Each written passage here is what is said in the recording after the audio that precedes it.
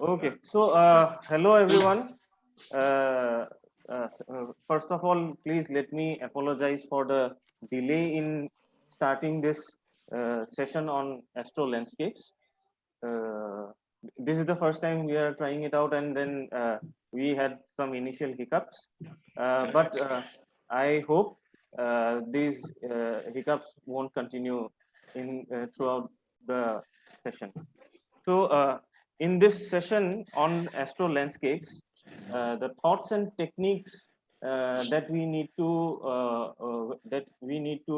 go through while shooting Astro Landscapes or night landscapes, we have two renowned people from Northeast India, Subhadip Choudhury and Raajan Dutta, who will be guiding us through the whole process of shooting Astro Landscapes tonight. So Subhadip is a person from, he is from Shillong. He is a government employee and he has been taking photographs. He has been doing landscapes and travel photography for the past 2 decades now. And he has won quite a few awards, but then he stays mostly mum about them, and it's mostly through others that we get to know about him. So he keeps a low profile, but he is one of the persons whom I look up towards whom I have looked up towards during my journey of photography. Then we have Raajan, who is also from Shillong, born and brought up in Shillong, who has been, who is a education consultant and has his business in the line of education, in the field of education, and he has been dedicatedly doing photography since the later half of 2017. So we have both of them as the speakers tonight. So Rajan will be speaking on mostly technical stuff, whereas Subhadip will be speaking on the thought process, and he'll also be sharing a little. Both of them will be sharing a little bit of processing tips as well. In our panel, we have Orpon, who's a landscape photographer and a travel photographer from Guwahati. He has been doing it for about 10 years now. And we also have in our panel Puneet. Hi, Puneet. He is a landscape travel and fine art photographer, and he is a software architect who's from Bangalore. So Arpan and Puneet will be helping me out in moderating this whole session. So, like Rajan and Subhadipda will be speaking mostly about the whole session. We have questions. I have asked all of you to present here to raise your questions. Due to time limitations, we may not be able to answer all your questions, but then what we will do is we will take up all the questions and try to answer them through a video following this video. So that is something that we have promised for the future. And let us begin with our questions then. Shall we, Subhadipda, Rajan? Yes, definitely. Yeah.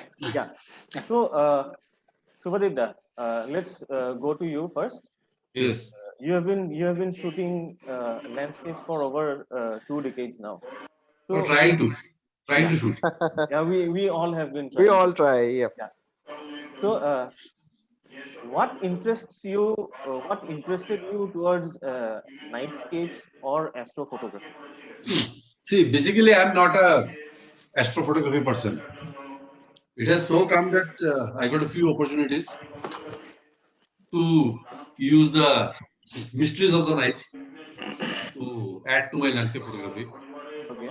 For me, basically, a good this night sky, say the Milky Way, is more like what do I call? I call it a mood enhancer. It helps enhance the mood. It's just like a sunrise or a sunset to add to the landscape. It's not the primary thing in my compositions. Right. It's just that it is the sky, night sky is also as interesting as a good day sky. Like you look for good clouds at sunset or an interesting sunrise. It's the same thing. So, who inspires you in this particular field? Do you have any See, inspirations from? nightscapes. I'm not a big follower of big nightscape photographers also. I have There the is an first work some announcement was going on I somewhere. remember a nightscape a Milky Way shot by market events, which initially had got me wow, this was also possible. Yeah, there is some announcement going on somewhere. Yeah, in the That is background. on my that's in my locality. So probably it's Okay, okay. hmm. Probably, Rajan, I'm muting the rest. Yeah, that'll be better. That'll be better. Yeah, That'll be better. I'm muting the rest so that we do not hear the other sounds. Yeah. Subhadip, please continue. So see, I've been on 500px, following stuff on 500px and Flickr for so long, and I've come across many a big time photographer. The work whose nightscapes I found most, I personally find most interesting, is not a nightscape photographer per se. Okay, He is again my all-time favorite photographer in all situations concerned, Jimmy McIntyre. Jimmy McIntyre. So we have spoken about him quite a few times. Yes, yes, because everything I've learned is by watching his YouTube videos and following him on his channel. Okay. So that is the thing. I've not done a lot of night shoots also. Yeah, I've Thanks noticed to certain. Raajan, thanks to Raajan here, I have got a few opportunities. He is every night photographer. So I accompanied him some of times, and since I am there at night, why not make the most out of it? Right, right. So I have collected a few of your images and also a few of Rajan's images, which we will be talking about. But that we will be talking about towards the later part of the session. So, Okay, sure. like when it comes to nightscapes, because today we are talking about astro landscapes, so let us dedicate our time towards that particular genre. So I'd like to know the thought process behind your images and like what do you think when you like you mentioned that you have shot only a few nightscapes, but then uh, those are quite interesting ones. We will talk about them, a few of them. But what thought process goes through your mind when you go out for a nightscape, when you go out for a landscape at night? See, basically the thing is, we compose like as we do compose any dayscape. The Right, idea is the same, to have a good, interesting composition. And like I say, the night sky will add an interest to the image. right, But the foreground should essentially be also interesting. The right, story should not be only about the sky. right, It should be about the interaction of the sky and the landscape which right. is in front of us. Okay, So basically, what we see is night sky. We see the stars, the moon, and the Milky Way, which is a like conjunction of stars only. So we can use these elements to our advantage.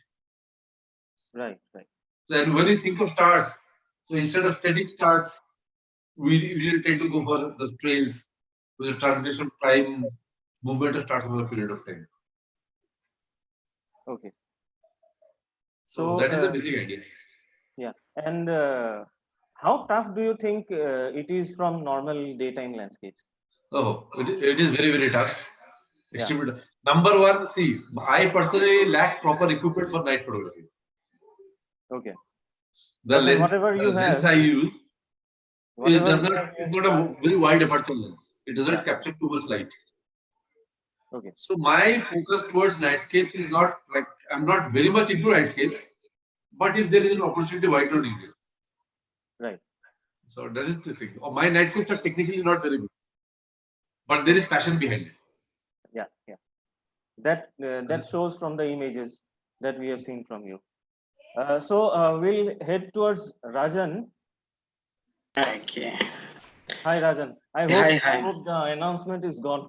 I hope so. I hope so because they might just started again. The same things been going on since morning. Yeah. I mean, We have already had a few videos of Subhadip where he has shared with us his journey. but not Mhm. many of us know about your journey into photography and how you began, why you began it, and those things. So, Mhm. could you take us through your photographic journey, and what makes you interested in, or what attracts you towards astro landscape? Okay, so like you told, I mean, you put it in the introduction that I started in somewhere around late 2017, Yeah, and that was also like, I mean, it was by accident. Actually, my wife gifted me a DSLR just to take pictures of us going on outings and all that. Okay, okay, and then it was like everything was on auto mode. I mean, I did not know anything about manual settings, lenses, aperture. I mean, that was, I mean, beyond me. So okay, everything was on auto. okay, And then I came across a few groups on Facebook, actually. Yeah, right, so they were sharing images and all, and then that started interesting. I mean, I thought I had a camera, so why not, let's try. So then I started watching this YouTube videos and all that. Yeah. Hello. Can you hear me? yeah, yeah, we can hear Yeah, you. yeah. Okay, so then I started watching YouTube videos and all that now. Yeah, And then that interest started peaking. But then again, I mean, when I started, it was like, I mean, what do I say? We all started somewhere, isn't it? right, Right. So they were not particularly good or anything. But then again, that was a time when I thought, wow, these images are like really damn good landscape images. I mean, that is what happens with most of the newcomers. We think that I mean, as soon as we pick up the camera, we are great photographers. Okay, but then when I started seeing these images on different groups, then 500px, Flickr, and all that got introduced to. That is when I realized, man, I don't know anything.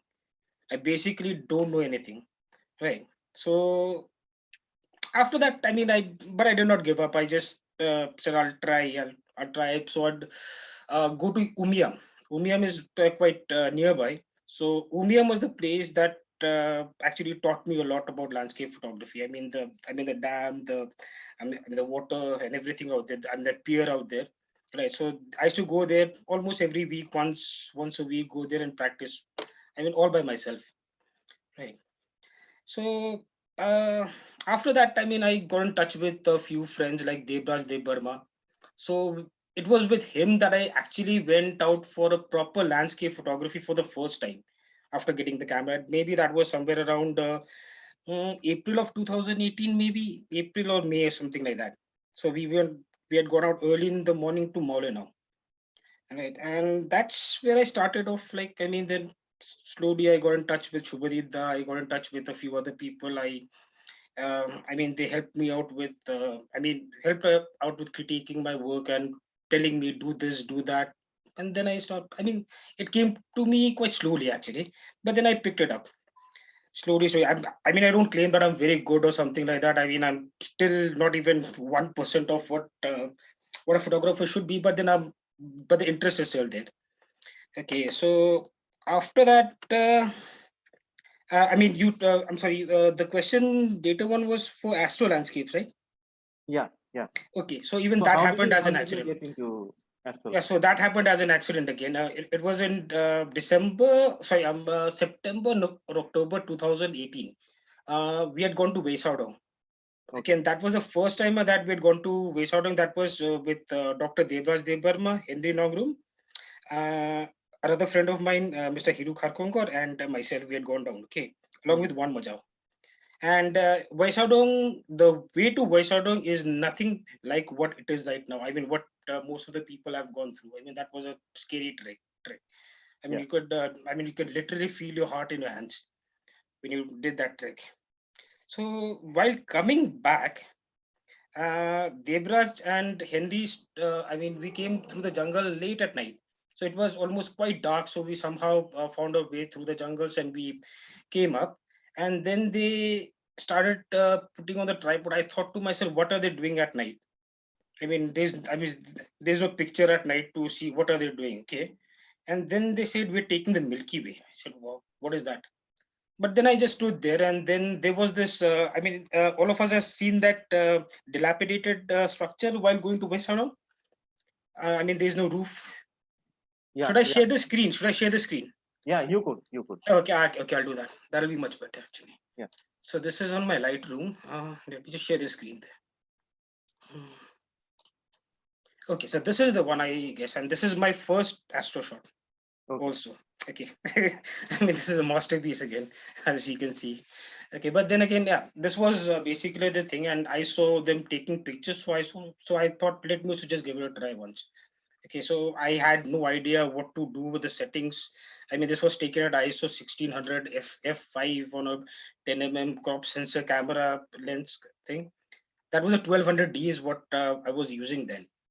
And I took a picture. I mean, I was pretty happy with whatever it came as. And I mean, if you look at the image, it's quite noisy, quite grainy. I mean, there's no details, no nothing like that.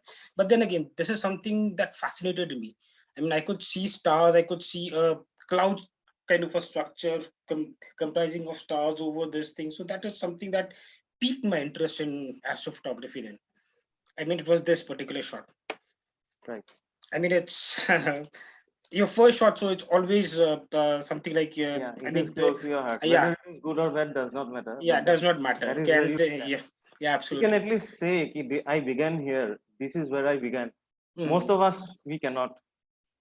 I mean, I We can't have say. never deleted any of my old shots as well. I mean, I keep them in my folder just to remind myself where I come from. I Right. mean, there might be a day where I might reach I mean a point in my life when I can say I am a good photographer, Right. but then I would also like to keep myself grounded with my previous images, just to tell myself where do I come from, I mean, where I come Right. from. So Right. that should never go over my head. So I Right. just keep myself grounded with my old images, right? Yeah. So then again, these guys they started doing star trails and all that, and then they went to this bridge. We did a shot, and this was again another shot. We could hardly see the Milky Way or anything like that. But then I like the composition. I mean, that's a different thing again. I'm a single shot and all that. Mhm. Okay, so that's how we started. Right. And so apart from that, what really interests me about Astro Landscapes is what I mean. I mean, those stars are like a few billion years away from us. I mean, maybe uh, in light years terms, if I say it'll be a few million years or a few billion years, and those, I mean, that light emitted by those stars reached my sensor after traveling through that many years in time. So that is Right. something that will fascinate you the most. I mean, there's something about the night sky that's, I mean, that's mysterious, right? Right. Right. So, I mean, that is something that will always interest you. Nobody knows what's there in the universe. Right. I mean, as much as we try, we might not know what's there in the universe. I mean, just like our oceans. And we probably know more about our universe than we know about the oceans in the earth. Right. Right. But then again, we don't know anything about the universe, not even 0.001%. So that's an interest that will keep on, I mean, that'll be with you all the time. Unless we probably, I mean, the human race uh, is as advanced as maybe if there are alien races in the Mhm. world, so they can travel in time, they can see the galaxies up front Right. and all that. Okay, but that's again, I mean, that's something that fascinates me. I mean, the night sky, it's something like, I mean, like Shubhadeep Das, look at his eyes have become bigger. I mean, as Mhm. it gets darker, so he knows what it is. I mean, I'm crazy about landscapes. I mean, especially when I see the stars, it's something that fascinates me. Mhm. So, do you have who are your inspirations? Whom have you taken your inspirations from? Mhm. Like Okay. people who are already working in this field, or your friends? Mhm. Who inspires you? Yeah, right. See, as an inspiration, what I'll say, I've been Debraj introduced me to nightscapes, Yeah. and I did my first proper nightscape was with Shubhadeep Da. Yeah. Okay, Can you so undo this sharing so that we can see you? We can see um, your face while okay, we are talking. sure, I'll just Yeah. Yeah. all right. Yeah. So Shubhadeep Da introduced me to, Debraj and Shubhadeep Da. Okay, so we had gone to a place called Smith. So we've all been. I mean the road that leads to Lightroom, right? Right. So there's one house on top. If you can see on a cabbage field, I mean, on top of a hill. Mhm. I mean, everybody knows that house Yes. Yes. on the Yes. list. Okay. Yes. So I'll probably again have to share the screen to show Okay. that image once. Yeah. Okay. So this is that image. Okay.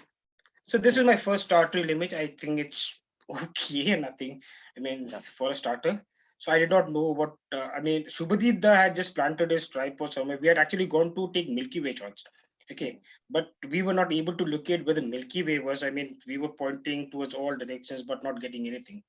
Right, and there was a lot of light pollution as well. But then again, Shubhadip planted his tripod there and he was taking shots. So I was wondering, what is he doing? I mean, he's keeping on taking shots one after the other. Right. So then I asked him what it is. So he's saying, I'm doing start reels. I said, what is that? He said, I mean, once you take this many images and then you process it and you get the trails of the stars. So I had remembered that Devraj had done a similar thing when we had gone to Vesaudong and he had taken that first start trails of that bridge on, I mean, in Dainslin, that was from Devraj. Nobody else had ever done that before. Right. So Devraj was the first person to take a start race over the bridge at Dainslin. So I remember that. Then I said, okay, I'll also give it a try. What's there?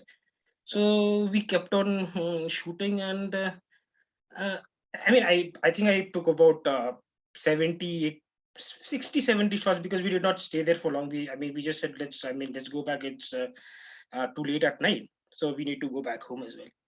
And so we came back, and then I processed it. Okay, so when I went in, I mean, when I got the result, just the TIFF on Star Stacks by looking at videos. So that is when I really got excited. I mean, I mean, a lot of things can happen. I mean, Astro is not just, I mean, Milky Way. You can also take star trails. So that was a time when star trails excited me more than Milky Way shots.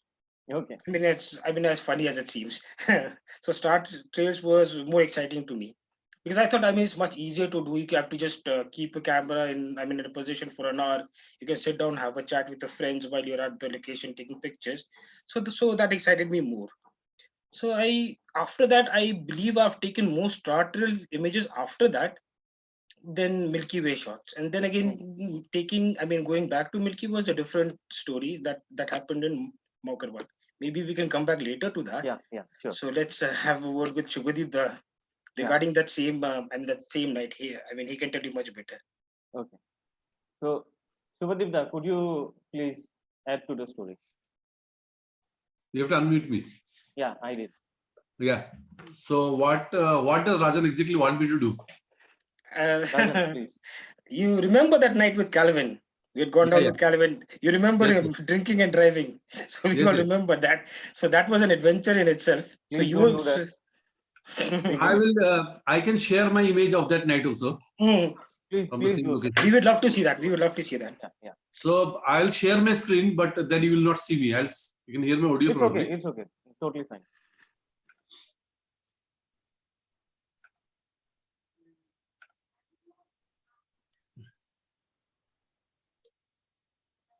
Can you see that? Yeah, we can.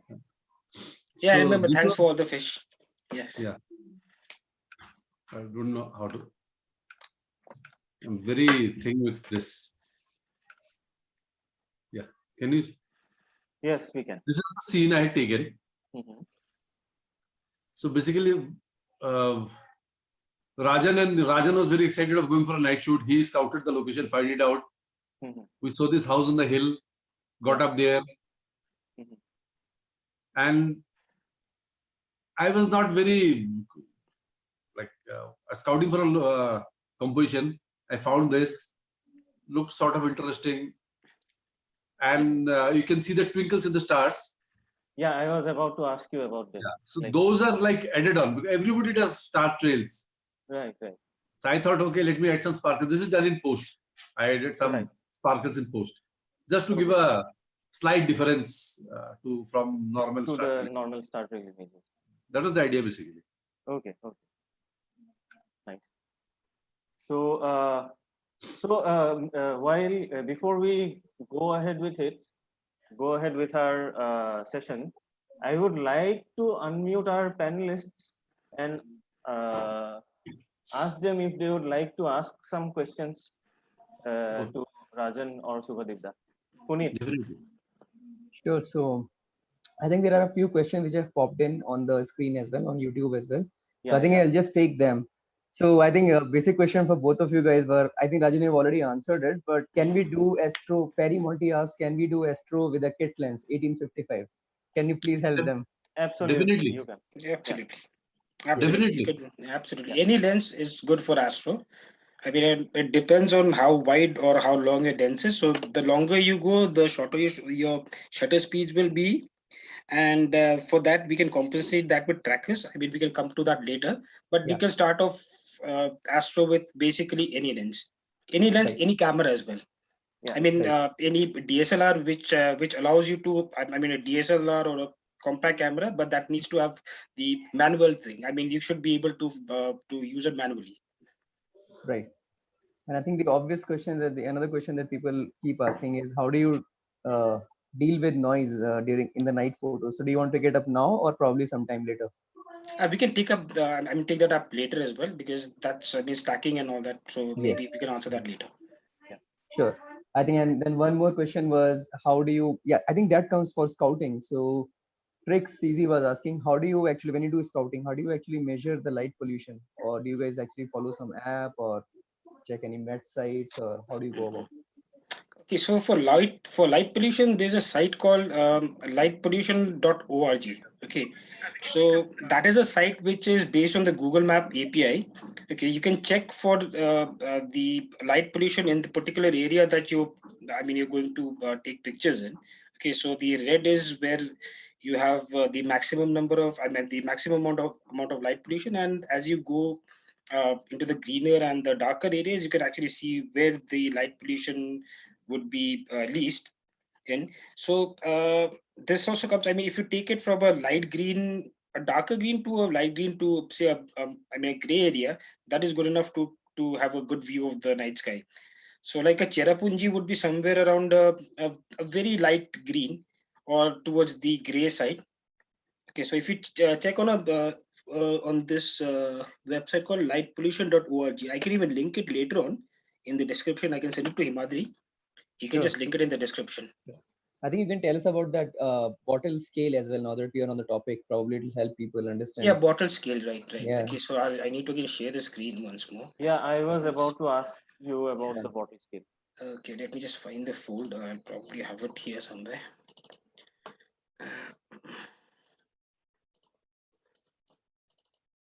Just give me a second.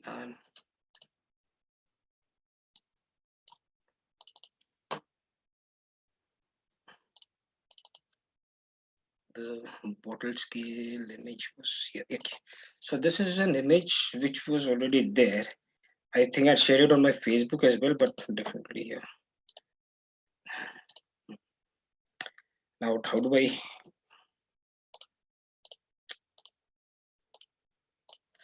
Uh, this is the bottle scale image, right? Yeah. Okay, people can see this, right? Okay. Yeah. All right. So this is basically called the bottle scale. Bottle scale is nothing but it. I mean, it's a measurement of the darkness in the sky, right? So where one being the best sky you can get, and 8 and 9 is where you hardly see any stars at all. So 8 is worst, and 1 is the best, right? Correct. So in terms of India, you get bottle one skies in say Hanle, Ladakh. I mean, in the upper reaches of the Himalaya, where there is very less light pollution and where we have most of our I mean, those observatories, Indian observatories and all that. Hanle is there, Spiti is there, I guess. Yeah, Spiti is another bottle one scale. Then we come down to the bottle two sky, which is again brilliant sky. I mean, anything that is bottle one, two, three, four, five. Up to five is also okay, but then again, five is not really recommended. I'd go up to bottle class four. I mean, that's quite good, right?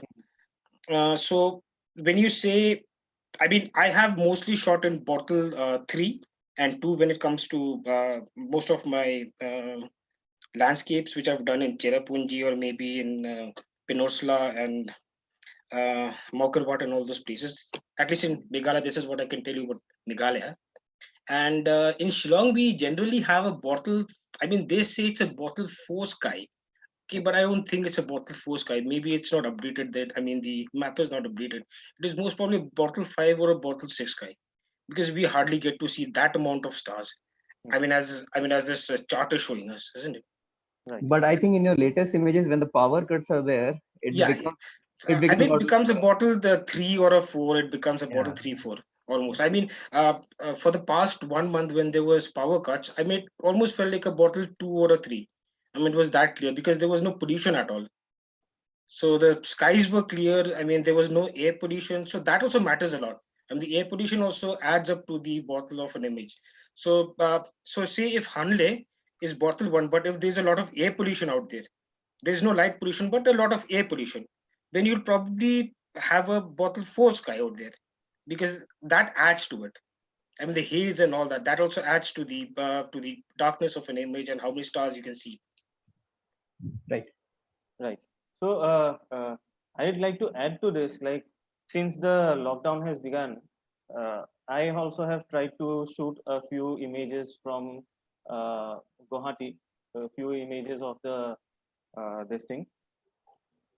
Can you hear me? Yes, we Yes, can. yes, yes, I can Yeah, hear. yeah, yeah. So I have also tried to shoot, but then when I look at the bottle sky, I think one night I could see, it was only on one night that I could see the Milky Way faintly. So probably I haven't checked the map yet, but probably it was a 6 or a 5 sky that night, Mhm. and it was just after the rain.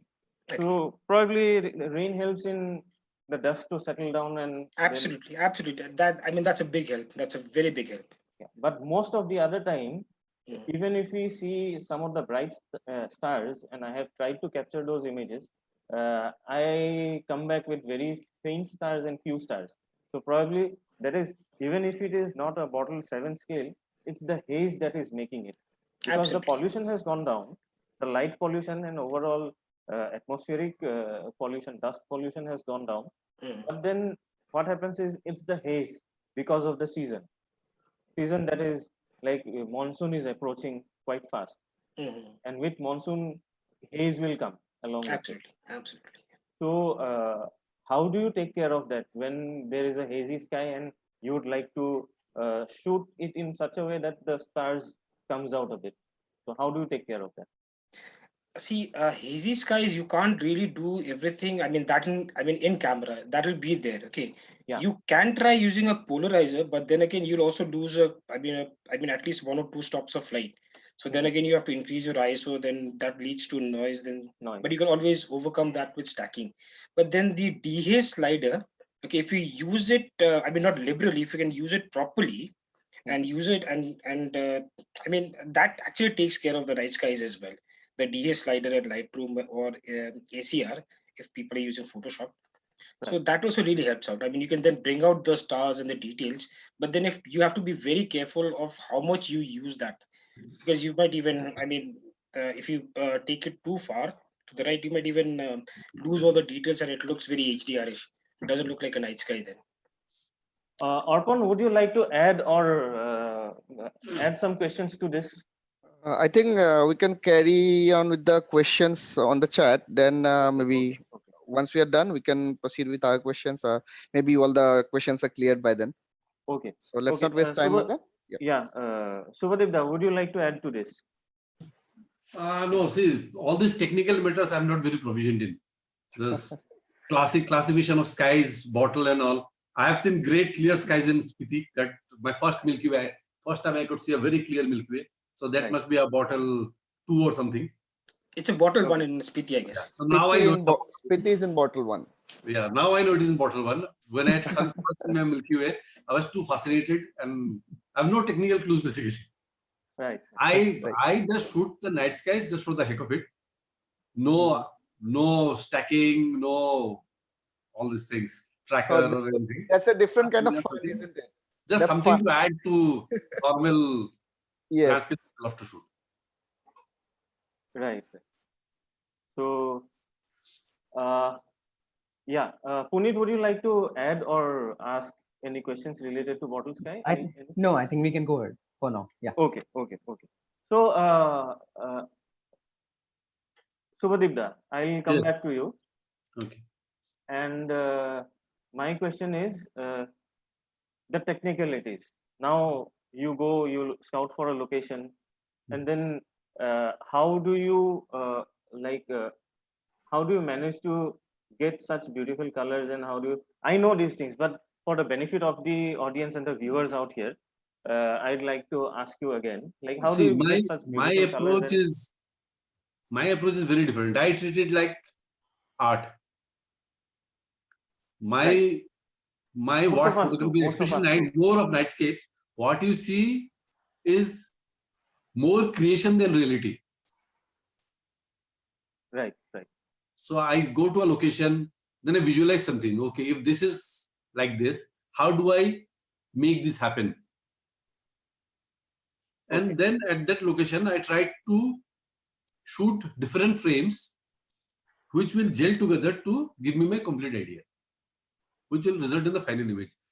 In that way, what I can do is I can Right. walk you through the process of creation of one image, a very Yeah. fast thing, Could so you that show it to us? Yes. can Yes. get an idea of how That will be things. very helpful. Huh? Yeah. Can you hear me? That will be very helpful. Yes, No, yes. no. Yes. Yes. We can. So what I'll do is I'll share the screen and maybe I can take run you through an image, and so that Yeah. everybody Yeah. Once. can get a basic Once. idea of how I do it. Rajan will come back to you once Subhadip is done with a similar set of questions. Yes, absolutely, absolutely. I'm waiting to see his thing. Yeah, This is- yeah. and that is So please. in fact, in fact, before you show that, I would want to ask one question. Like, what are you looking for when you're composing? Let's say you're wanting to create something, right? So like you said, skies is not the only thing. So what are you looking in your composition? Basically, I'm looking for foreground interest, something which will capture the viewer's interest, except for the sky. Right. Subhadip, Something else also there, like maybe a mountain range, maybe a lake. Okay. So can you see that screen shot on the Yes, we screen? can. Yes, we yeah. can. Subhadip, I'd like to interrupt you here. I can also see Way of the Night in your collection. So could you Yes, yes. show that to us? No. Can you see the screen I've shared? Yes, yes. We Yes, can. We yes. can. So that is the photo called Way of the Night. Okay, this is the one Way of the Night. Way of the Night. Okay. So see, There are two images. So yeah, please take us through this image. okay. And this is the image that Sayan was speaking about in the comments section. Yeah. yes. So this. And Subhadip, if I may just add to it, before you share the process or the thing that went into the image, there is also, a story that happened with us after we had done these images, if you remember. Yes, yes. Yeah, so you can share that as well. You can Yes, share yes, that as well. definitely. So I think Raajan and Hiru, we have got another photographer friend of us called Hiru Khartungar. So they had originally scouted this location, and as usual, I tagged along. So when you go to this location and we are scouting around, I found these two like wildflower sort of things in the. This is dead territory basically, red loose soil, and there are two small wild flowers pushing through. So this caught my interest. I said, okay, if I can use them as a foreground, and there's a beautiful curving road leading away, and if I can use that, my idea was not for the Milky Way initially. My idea was, if a good sunset happens, I will compose it that way. But so I had my composition ready. I took the shot of and I tried to Elia Locardi calls them blending moments in time.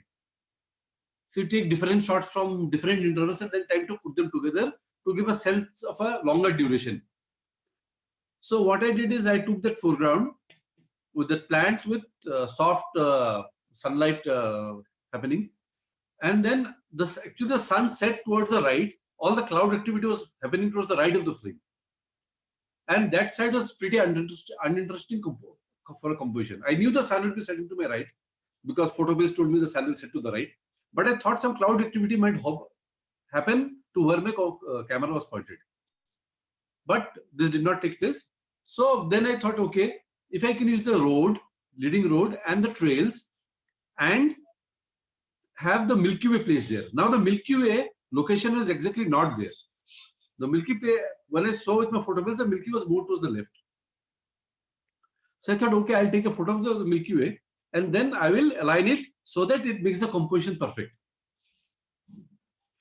This is not reality. Possibly it may be real also, because someday, one day or the other, the Milky Way might get aligned there, but I will not be there. So this was my image, the thing I had in my head of using the foreground plants, that long road with the light rays going through it and culminating in the Milky Way. Okay. So, and maybe that's why I named it Way of the Night, that road leading to the Milky Way. Yeah, we totally agree with Sayan on this. Like this is truly inspirational stuff. So, after we took this frame and me and Raajan, we lost our way in the dark. And then we had a tough time climbing down from the hill. Okay. And then some mix-up happened. There are some unsavory elements on the road below. Okay. So which also had to be tackled. So nightscapes have that another element also. Right. Professional has it. Yeah. So what I'll do, I'll take you through the making process of this photo. Sure. Yeah. Many people will be aware of how it is done. Maybe some are not. So I work in lots of layers. Okay. I work with lots of layers. So I'll take you through the scheme, how it works. So this, as you will see, is my initial ground base shot. Right. Where I've got the two wildflowers in the frame. This is shot just at sunset. Okay. So that was my initial frame. And to this I sort of, because if you see in the first frame, the flowers are very small. Yeah, tiny. Then I think I warped them to make it a little bigger. Okay. Then manipulate the exposure so that it looks more night-like, more subdued. Then, since I believe that nights are more blue, with this perception that nights are more blue, right? So I made it somewhat cooler. It might not be perceptible on the screen, I made it more cooler. Then I went to do. Oh, I missed out some parts. Okay.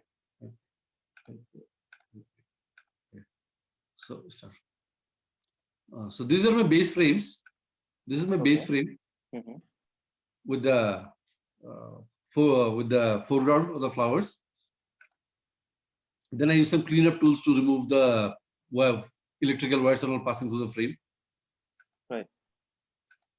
Then I think I added in the traffic trails from another shot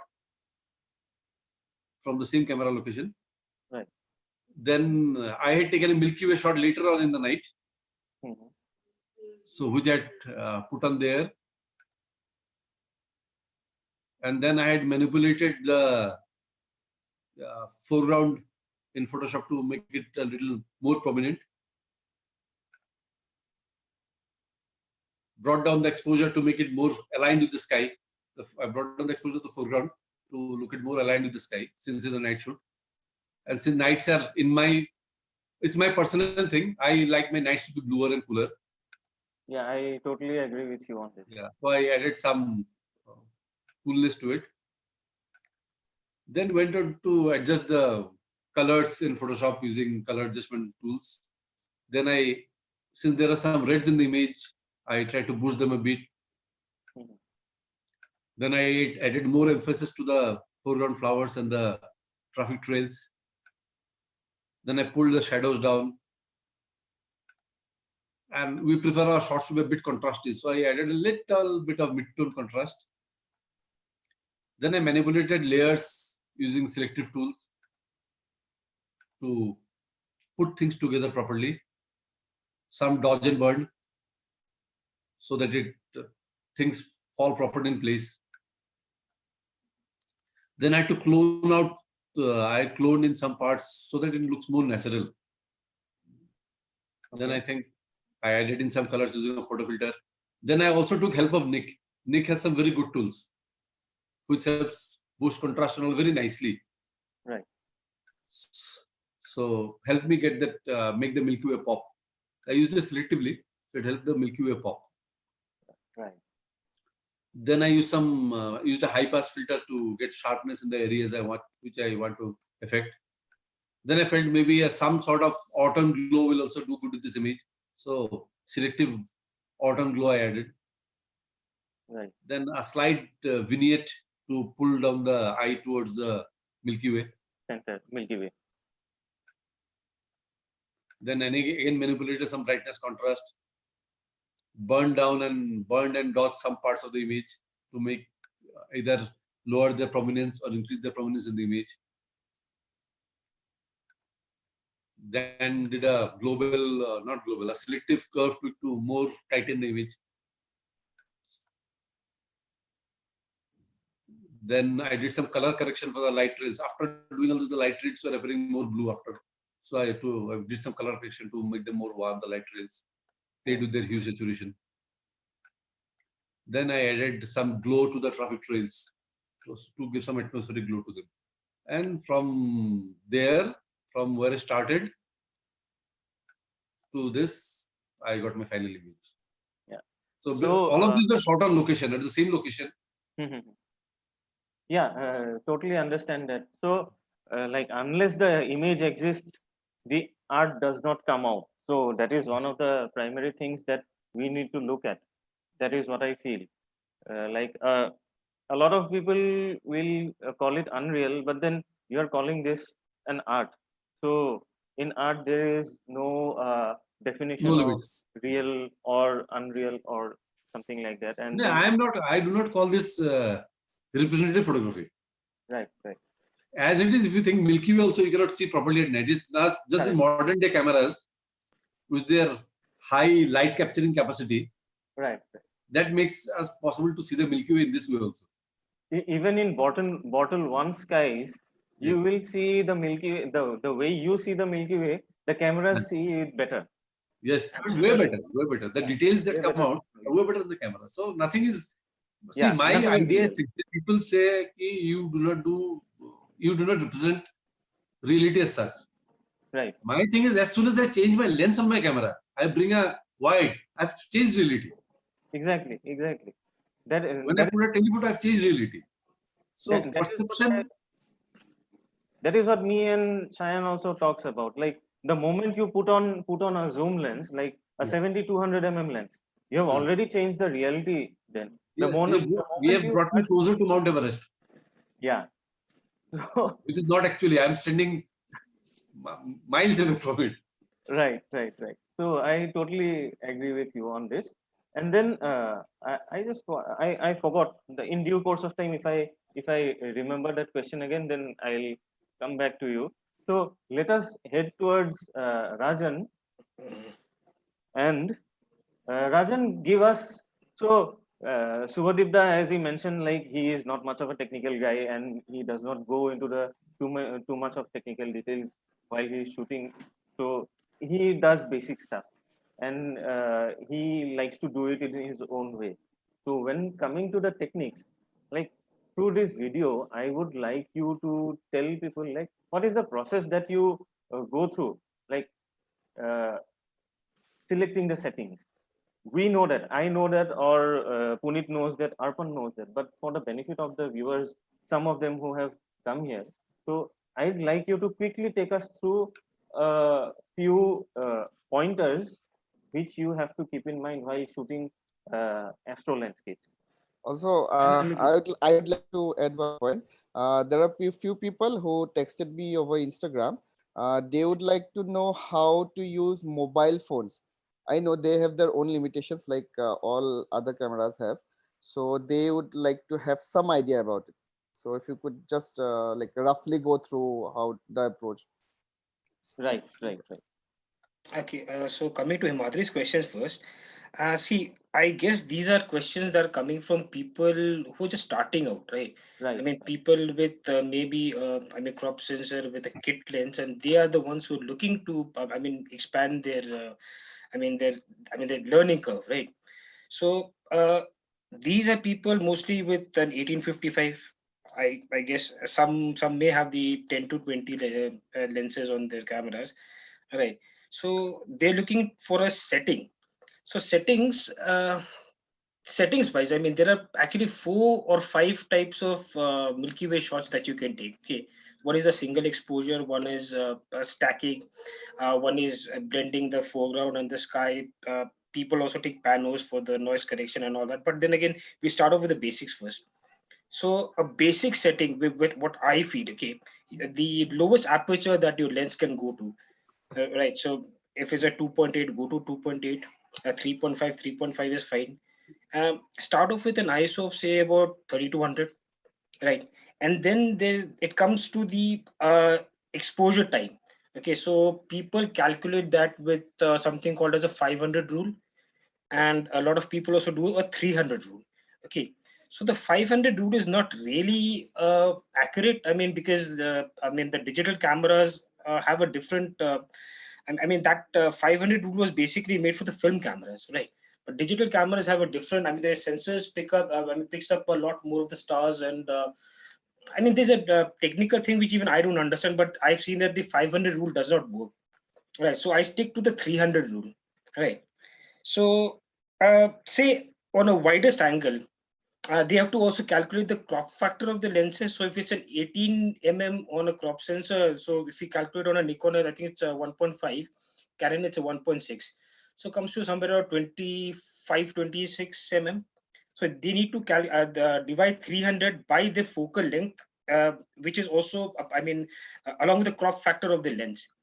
Okay, so we'll come to about 15, 20 seconds, right? So even then, a crop sensor may not be able to capture as much light as possible. I mean, as a full frame would. So they could possibly even increase their ISO and see how it works, right? So I mean, on a basic setting, say 20 seconds, 3200, the lowest aperture that your lens can go. Start off with that. Check. Check on the back of your screen how it looks. Then Rajan, if I may interject here. yes, yes, please, please. Yeah. See, the first, I'm like, this is for beginners who don't have any clue. The That is first what. time I had seen the Milky Way, that was in Spiti. I was totally clueless. I had a crop sensor camera and I had a lens which was not great, which is not great for anything.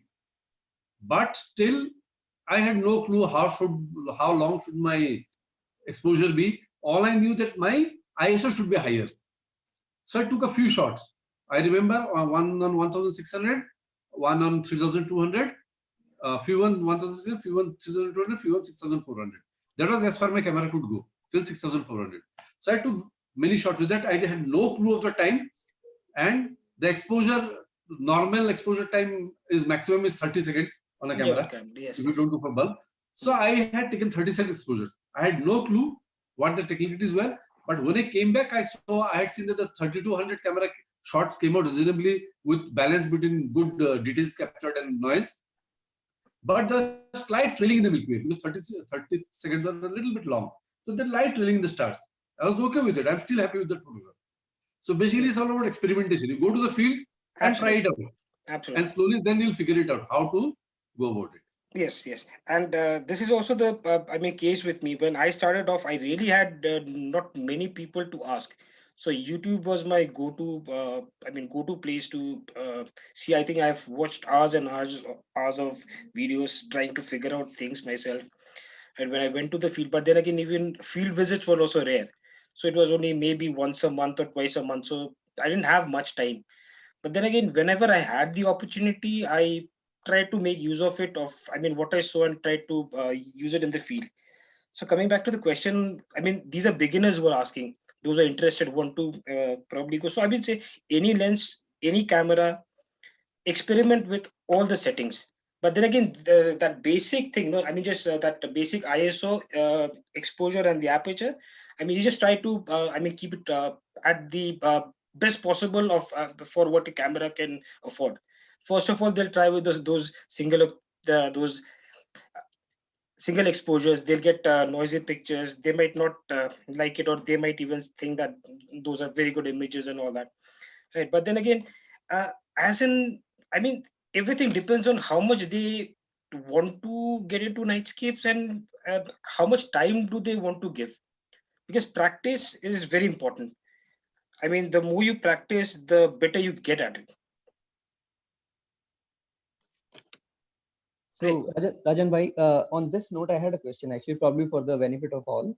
Yeah, So yes, we are actually setting up, as a new buy, we set up, but even to taking a step back, how do we figure out where the Milky Way is? I mean, is there a specific direction that we need to be looking at?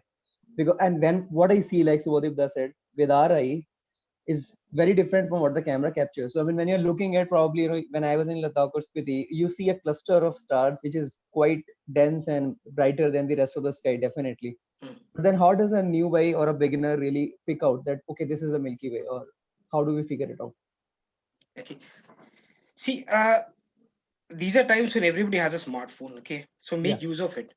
So there are a lot of apps which are absolutely free. Okay, they can give you a virtual.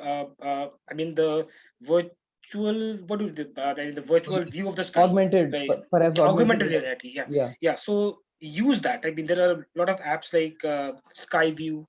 They can also probably use. There's another app. I think Star Walk or something. That's Yes. again a very good app. Apart from that, there's also PhotoPulse, which is like the Swiss Army knife of landscape photography, which also includes nightscapes, right? So you can use apps. I mean, you can use apps to look at the direction, and not just when you're on the field. You can actually plan it well in advance. I mean, Right. there are websites like Stellarium.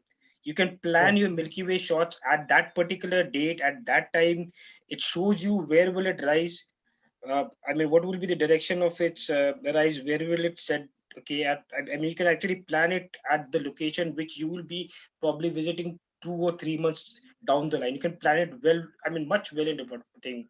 So you I mean, can not in plan your advance. post-COVID trips in advance. Absolutely, we can oh do that as yes. well. Well said, Subhadip. Yeah. Yeah, we can do that. Okay, so I mean, you can plan, and once you're in the field, you can use those augmented reality to check for the. I mean, at that time, and you can. I mean, probably. I mean, plan it in advance, and also when you're in the field, you can see where it's rising. Maybe you've gone to say a location where you had no plans of taking the I mean the night sky. However, you stayed back late, and you see that the sky is beautiful. So you can use those augmented reality apps, and I mean check where the Milky Way is, and probably find a composition and take the shots. I mean, the same happened with one of my images. If I can just share the screen, I'll just show it to you. Yeah, while you go to your images, I'd like to answer Jasiji's question. Like, did you all start straight away with Astro, or it came later on? So Jasiji might have like joined us a bit late. So Jasiji, both of them mentioned that they did not start off with astrophotography right away. Rajan, you can continue with your screen sharing and all. Like Yeah, Raajan is the astrophotographer, interested astrophotographer. I am not absolutely not an astrophotographer. I have taken 2-3 astrophotographs just by virtue of being there, mainly He's with being Raajan. very humble. He's being which humble. inspires He's a being lot of humble as us. he is. He's Yeah, being humble. Hey, what I say of the 10 decent astro shots I have, 8 I think are with Raajan. That is true. That is true. So I it's mean, the I am. company mainly which yeah, Yeah. make me Rajan, do. your screen. No, we were with Jesse G's thing. I mean, maybe you Yeah, were. Jasiji just asked that whether you like from the beginning you started shooting astro, or was it landscapes and then you like went into astro. That is what Jasiji Yeah, asked. I mean, obviously, I mean, I did not know the camera. Like said, I started 2017 very late September or October. I started, and then I mean, it was all landscapes, and not even what do I say? I mean, it was all just I'm just taking snapshots mostly. I mean, I did not understand everything, or I mean, I don't understand everything now as well. But then again, it was all like, what do I say? If I can use the word shitty images, I should take a lot of shitty images, but I to be very proud of them. I thought they were damn good images and all that. But then I realized that everything is not what it is. Then I Most of us slowly, are guilty of that. yeah, we all are, isn't it? Okay, so I mean, I did not start with Astro. I mean, Astro was not there in mind. Just like photography was not. I mean, it happened by accident of getting something gifted. So that was by accident. Even landscapes also happened by accident. I did not know that I'll get into photography as a hobby. I mean, as a serious hobby, and neither did Astro happen. So So you are Astro, so you are so going the I'm the only accidental guy. I'm the accidental photographer. Ole Henrik way. I mean, that is why I love him so much, isn't it? Yeah, amazing. That session by exploring light was It was amazing. amazing. It was All of them, amazing. all of them. Yeah. Absolutely, yes, yes. Ryan, Enrico. I mean, I binge watched all of them, but I made sure that I watch Ole's one live. I mean, he's one All photographer I all look up to. legends in sessions, na, that exploring light thing. All Yeah, legends. yeah. Yeah. Yeah. Rajan, continue. Okay, so I would, if I would, I was looking to share one of my images, right? Okay. Let me just check the share screen of it. Okay. Okay, it was one of these images. Okay, I'll tell you the accidental image that happened. Okay, Mhm. and that was the day I actually started experimenting. Putting into practice what I'd seen on YouTube a lot. Okay, that was one day, and this was probably my first decent Milky Way shot. Okay, so I put into practice all that I had seen all over those months. Okay, so we had gone to this place called Mokarwat. So it's a place with monoliths and all that, and we had actually gone there to take sunsets. Astro was not in mind even then, right? So what happened was, as the night fell, uh, the sky is just lit up. I mean, it almost lit up like there were a billion twinkling lights in the skies. So it was beautiful. I mean, people who've been there, they know what the place is. I mean, how clean the air is and how good the Milky Way looked. And so we just said, I mean, why not let's give it a try. I still had the crop sensor with me then, but then I had a wide angle lens, 10 to 20, which was like a 16 mil on a crop sensor. So I took these images, right? So that is the day I put into practice. I mean, you can look at the imperfections in this image. I mean, the blending is not perfect, but I put into practice most of what I've put back into my later frames. Okay, so I'm showing all the imperfections in the frame, but then I would also like to show you, what I implemented in the field. This is for the first time that I use stacking for noise in the image. Okay, and that was with a crop sensor, cheap crop sensor camera. But if you look at the noise profile on the image, I mean, it's as good as any full frame. I mean, it's not perfect, but it's quite good that way, right? So uh, where was I? Okay, so this was one image that again happened by accident. I mean, we had no intentions of taking the image, but then again, images like that remind me of where I was and where I can go later on. Okay, and if I would say, if you can just come back to the question, I mean, I just lost it in between the conversation. The question was related to settings and Settings. related, yeah, settings, like how do you set up your camera, Uh, what the settings are, which you already spoke about uh, when you spoke about like the 500 rule and the 300 rule and all those things. uh, But there are also issues or questions related to noise. The uh, moment you shoot at 3200 or 6400, uh, more the whole image is full of noise. So how right. do you tackle the noise and how do Okay. you plan for it? Okay. If there is any kind of planning that goes into handling the noise part as well, Okay. So because this is, yeah, yeah. uh, So I, this is I the am image. Yeah. Yeah. Sorry. I am a person who does not shy away from noise. I'd like noise in my images. I don't mind noise in my images, but a lot of people are scared of noise, Mhm. totally scared of noise. So how do you handle that? Okay, Astro, see, noise is a part of Astro. As soon as you go Right. beyond a certain thing, I mean, beyond a certain point of what a camera can handle, you'll have the noise and you have to deal with it. So in Astro, what is the most preferred method is stacking. Stacking multiple frames of the same image, taken one after the other, 10, 15, 20, 25 images. Okay, and then you stack it in certain programs.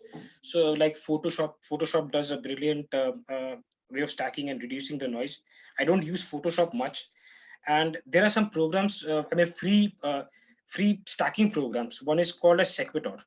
Okay, so Yeah. Sequitur is for Windows, and they have a similar program, which is a paid program, which is known as Starry Landscape Stacker. That's for Mac, and I believe that's somewhere about like $40 or something like that. I'm not very sure, but Sequitur is a free program.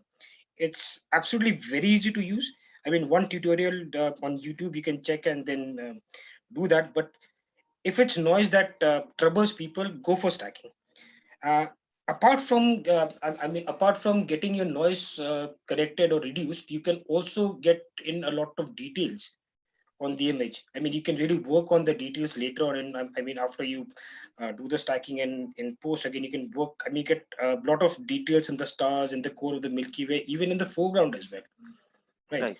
So, but again, then there's another thing I would, I mean, I always do right now. I used to not do then, is take a long exposure. I mean, separate long exposure only for the foreground at, I mean, at a smaller aperture and a longer shutter speed. Say like f5.6 or f7, ISO 800, and maybe 5 minutes, 6 minutes. So what happens is that takes care of the foreground noise, but then the stars are trailing. However, I have the same image of the sky which I've already stacked, which has done the job for the sky, and then blend it. Blend it with any programs that you prefer. People prefer Photoshop. I'm still not very comfortable with Photoshop. I am more of a Luminar person. I do most of my blending in Luminar. But with Shubhadip's help, I've started to scratch the surface of Photoshop just a bit. I'm trying. So Rajan bhai, I have a quick question on that one. When you say that you take a foreground with a little more larger f number, let's say f5 instead of Yeah. a f2.8, or that we try to stick to for 9, is there a specific reason, or is it to just extend the depth of field in the foreground? Depth of field, basically the depth of field. So I mean, so that you can get a sharper foreground as in opposed to I mean, a larger aperture where the depth of field becomes narrower. Right. Yeah.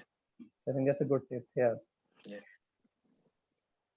So anything else that Shubhadip would like to add? I mean, there's something obviously. Yeah, if it's okay. Yeah. There is another aspects of night shoots where you shoot the stars, the trailing stars. Many aspiring newbies, we get stunned by that, how this streaks in the sky. Mhm. So that is also apart from the Milky Way, that is also an interesting part of night photography. Absolutely, that Right. is what I will repeat the I mean movement. brought me into I think astrophotography mostly. I mean, that is what's more interesting. Yeah. So basically, there the idea is basically if we have our camera pointed towards Polaris, which is the North Pole, so then we get this circular trails with the stars moving in time around that pole star, which is static. Or if we point our camera away from the pole star, then also we get we get the movement of the stars, which will be different from the circular one. They'll be laterally moving across the frame. Those also we can use to our advantage. So basically, you frame out how your location is, what your foreground is like, and then you can use the starters to your advantage. Like I said, I'm not a big fan of a big worker towards night skies, but given an opportunity, I don't miss it. Yeah, Subhadip, Talking about star trails, what again I can do is I had posted a star trail shot recently, which though not maybe of the highest standard, I can run people through the process of it so that people can get an idea. Like if people are newbies, they can always get an idea. The main thing, the technical part of doing star trails is not very difficult. Yeah. So is it the same? Is it that position into work? How to portray what thought behind it, behind the film? That is more important. We star trails of by the dozen, but to make an interesting frame out of star trails, that is more important. Correct. Right. Subhadip, you can please take us through. So I can share the screen and I can run through frame probably. Yeah. So the one question on that, even so, are the settings the same if you were to shoot a Milky Way, let's say? So are you also, when you're creating a star trail shots? I mean, See, I'm sure. basically there are few types of taking star trails. One is you can capture suppose you want to capture the trails for say 4 hours. You can leave your aperture on for 4 hours. You can keep your camera on at a set aperture for 4 hours. Put a remote and put it, correct. Yeah. So, but the problem then is your sensor will heat up. And noise and everything. Yeah, and there will be noise. Sensor heating up might lead to sensor damage also, who knows. Right. Right. So preferred method is these days what people do is they take multiple images shot over 30 seconds each, say. Okay. Capture the movement of the stars and then blend them in Photoshop or other free software. I prefer Photoshop, gives you more flexibility. And Right. then you can have the foreground taken at an earlier time and you can blend in things together. Right. It makes it more perfect. Right. Gives the vision more perfection. That is the thing. Yeah. So try to share a screen here.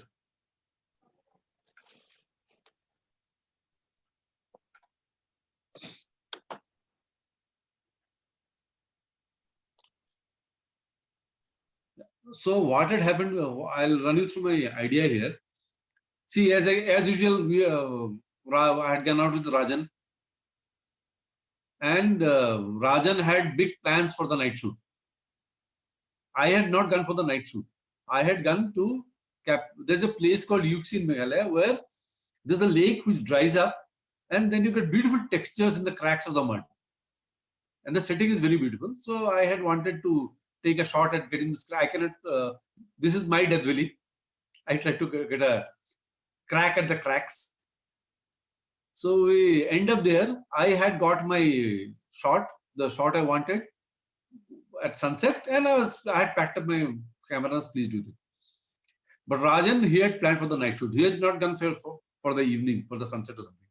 So he had taken a lantern along and he had some conceptual thing in mind. He made there was another of Subhash Sharma, who was also a photographer, who had gone along.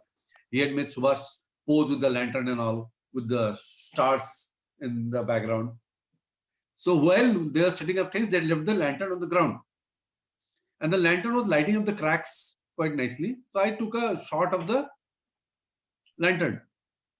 And then I thought I'll build my shot around it, let the lantern be there, and I'll build my star trails behind the lantern, with the idea being, while the stars are very far, and we look up to the stars do not actually light our path.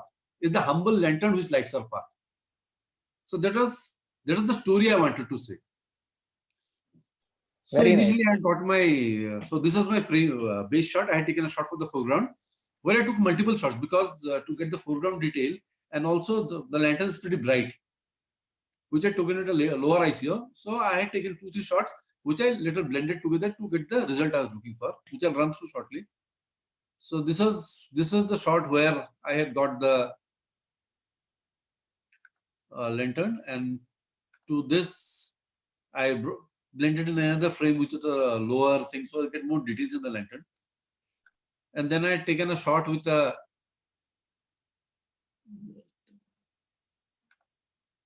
so I had taken another shot at a higher aperture, at a narrower aperture, which will give me that burst, burst of stars. So I put them all together, and then I added the trails. So this is basically the same location. Camera angle is also the same, and but by now I had focused to the sky and I had taken the star trails, where I had taken around 200 shots over a 2-hour interval of time. Each shot was 30 seconds. And then I blended them in Photoshop using a technique called light and blend mode. So anybody who's interested can look it up in YouTube. Light and how to stack photographs, star trails using light and blend mode. I found I had tried blending it with this free software called Star Stacks, and also with Raajan's go through tool, which is called I forgot the name. Sequitur. So the results I had got when I did with Star Stacks had cut off the stars. It reduced the stars very much, and with Sequitur I was not getting the color that I was looking for. So here I got the colors, and this is painstaking. Do it in Photoshop is painstaking, because trying something called a comet movement, where each layer you reduce the opacity little by little, so that the head of the trail is a little larger and then fades out to a tail. So it took me quite, and I've got a very slow computer. It took me hours to do that. So anyway, I got my result, and then I put my foreground over it. So now here I got the thing which I was looking for, the trails and the foreground.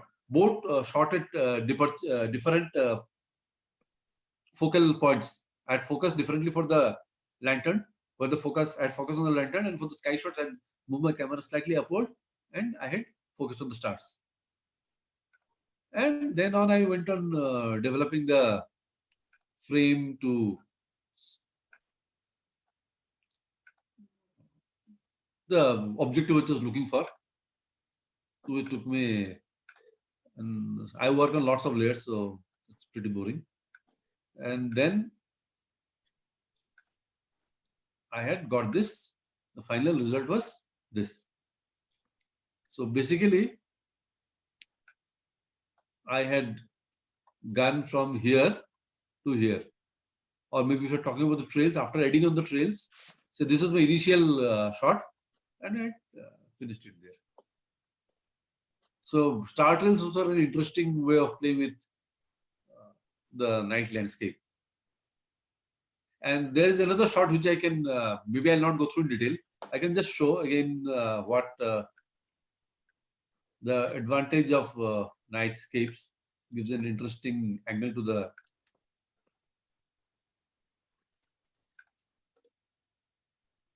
So this image you can see, if you can see this image also. So these are mountain ranges, and the mountain. We can't see it, Subhadip. We can see your Photoshop. Oh, you cannot. Just a minute. Okay, I have to share that screen. Okay, just a minute. Yeah. So. Okay, I'll open it in Photoshop only. Wait, just a minute. Yeah. So is this the image that you have titled "Touched by God"? No. This is time passages. Okay, time passages. Yeah. So Touched by God is the day sunrise. Madrid, that's in South India. This place called Gokarna. That's a beautiful place in Gokarna. This frame, Right. you can see it now. Right, we can.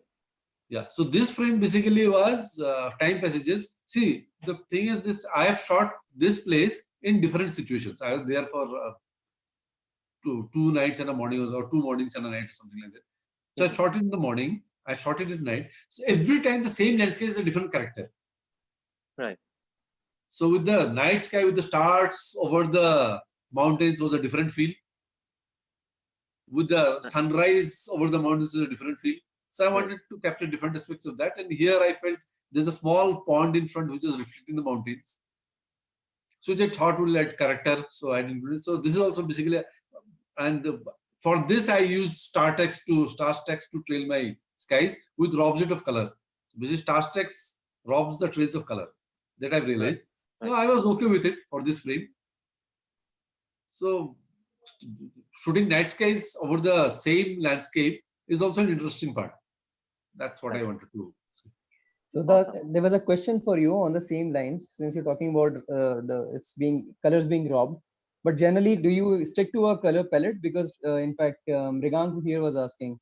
Usually, there's a certain color palette you choose. Of course, like you said, you love bluish, colder skies for your night. If you see my night shots, there mostly I try to keep them towards the bluer side of the spectrum. I perceive that night to be more blue. Technically, I may not be correct, but it's my perception. This presentation of art. Correct. Maybe we have been like in movies, if you see they show night shots, they always see it as a cool blue tone. So maybe influenced by that. Yeah. That is the thing.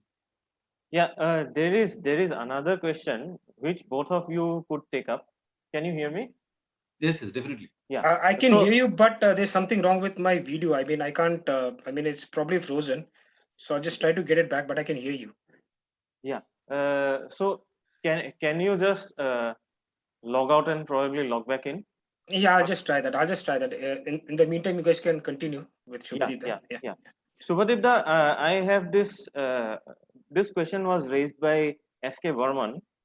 So how can you adjust the white balance in astrophotography or night photography, and what is the actual white balance? Sometimes we see purple, blue, magenta in the same subject. I know the answer, but I would like you to answer. Basically, my approach is, while shooting my night, I try to keep my ISO on my camera at a custom setting. Right. I set a custom setting. Not ISO, white balance. No, sorry, white balance. White balance at a custom setting. Right. I put it a custom setting. So when I'm shooting the night sky, I try to keep it cooler. Okay. And since I'm shooting in RAW, I know that I can change it later too. If I need a warmer tone, I can change it later. But why I keep it in custom? Because I don't keep it in auto for any sort of shots.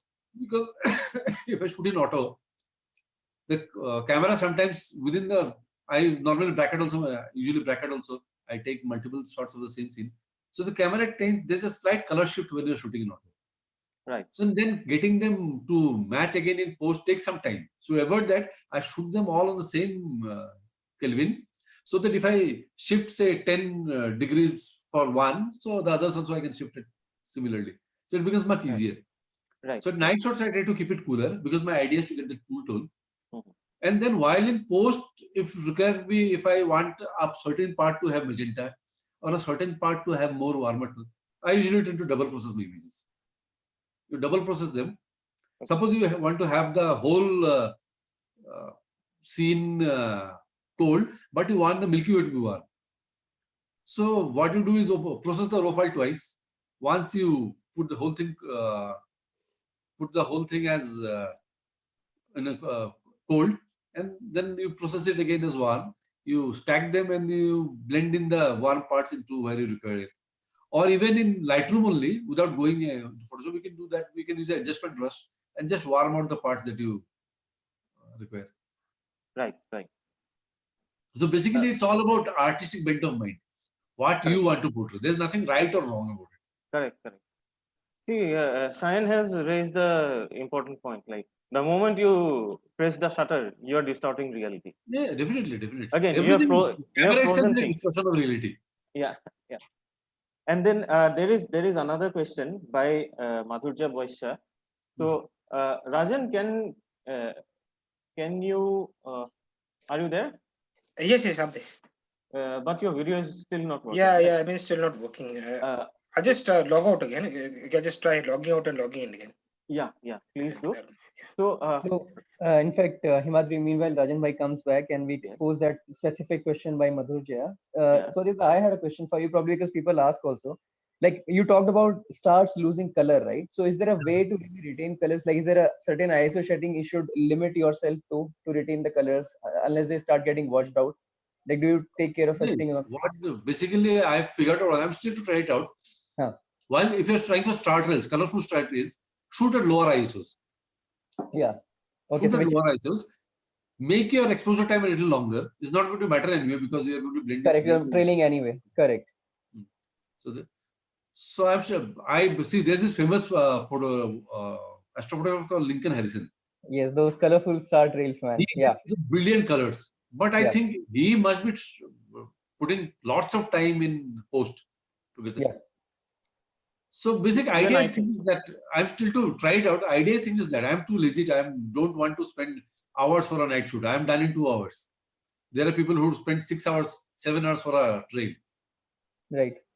So I think if you shoot in lower ISOs, where it will, because that color will not be burned out, because there are points of light. Right. So when you expose our sensor to a point of light for a longer duration, It's so I think that white spectrum, it burns over. Yeah. And that's why you see the white. So if you set it a lower thing, it should capture color. So when you say lower ISOs, you mean the range of 400 to 200. Okay. They are more whiter, and the ones I've shot at 1600, they've got a little more color. So if I shoot at around 800 and all, I think I'll have a better result. I need to try it out next time I see some stars over my head. Right. Okay, Rajan is trying to get back in. Let's see if he can join in with his video. Yeah, awesome. Rajan can. Yeah. Rajan is visible again. So Rajan and Subhadip, this is a question for both of you. Madhurja has asked, in case of Milky Way panorama, suppose we stitch 20-25 vertical frames due to shifting of relative position of the Milky Way with respect to the camera position. How do we compensate for that in post? Okay. So that is something. I mean, that is through Photoshop. Okay. However, what I try to do is I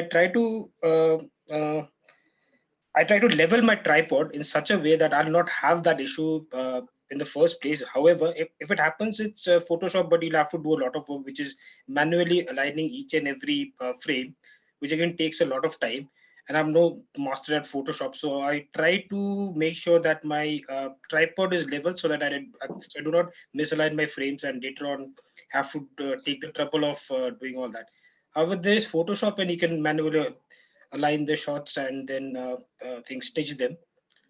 Okay, and leveling the tripod also, there are a few tricks you can always use. There are a few accessories which will really help you out, some of those nodal rails and all that, but that's again quite advanced. But then again, if you want to start with a very basic thing, there are those very cheap tripod levelers. Okay, so even whatever kind of a ground you are in, okay, you can just place the tripod, and you can use that leveler to level that the tripod in such a way so that when you do all those frames, you not have that the vertical or the horizontal misalignment of the frames. Yeah, Yeah, basically, Photoshop or Lightroom does a good job out of it. I I have mean, not does a tried good too job. many panoramas. I have tried it only once, and Photoshop did a decent job out of it. It Yeah, aligned it it. does a decent job, yeah. But you have to manually align it, I guess. No, it did a decent job. Yeah, If you are not a it's too if much you are of not a too perfectionist, much of a thing. I mean, the I'm not a alignment. perfectionist. Uh, So for me, it goes. Chalega. And adding to this, like uh, between your first shot and your last shot, you should have a very good overlap. yeah, the Milky Way will be shifting a bit, Mm. right? So when the Milky Way shifts from the first shot to the last shot, probably you are shooting 2 rows Yes. or 3 rows. Yeah. So what do you do then to get it perfectly aligned? See, I try to work smart, not hard. Okay. Yeah. So I look out for accessories which will help me out. Okay. So I have this accessory with me which has really helped me out. I'll just show it to you guys. Yeah, Okay. please do. So this is Can you hold it pan higher? tilt head. This is a pan tilt head. Okay. Yeah, yeah, This is a pan tilt head. Okay. So this has got a pano thing right, in the bottom, and that's where you put your camera, right? And then what I do is this thing goes right. So say you're on the first frame first, yeah. Okay, take a pano, take the whole pano. right, Okay, lock it, lift it up. That's a multi-row, right? right, So lift it up with, I mean, I would suggest at least a 50% overlap when you're taking Milky Way shots. I mean, as against a regular landscape pano, try to keep at least a 50% overlap between your frames. So that really helps. right, Okay, and then again, go for this. And then, I mean, you just need to make sure that your tripod is level, because on a multi-row pano, I mean, you can use even Lightroom and Photoshop would struggle a bit if you want to if your frames are misaligned a lot. Okay, even if right, you have a good overlap, they still struggle a bit, right? And there are other programs as well, something like a PT GUI. Okay, so those programs are quite powerful, and they do a lot of very complex stitching uh, very well. So they can use that as well. So it's basically the this thing. You just keep on getting a camera higher and higher and take a multi-row panos, and then you stitch it with the software of your choice. So this is something which has helped me a lot. It's a very smart. It's a dumb thing, but it's quite smart for me, right? right, right. And Himadri, when it comes to the panorama thing, okay, Yeah, what inspired me was your pano, which nobody had ever done. If you remember that pano, yes, yes, I it do. was in Maulinang, right? And Right, yeah, Maulinang. So okay, so when we were probably in a diapers, you were doing Milky Way panos. So Absolutely right. but then I did not have these gadgets. Like I just did it just like that. Like, yeah, I A always try veteran to. does not need a good racket to play well. yeah, absolutely, absolutely, absolutely. Yeah. By the way, So. a question too for both of you. I think Sayan was asking, since you're talking about skies and panos, right? So if Mhm. you're not doing pano, I mean, we're just taking a plain bland sky, clear sky with stars.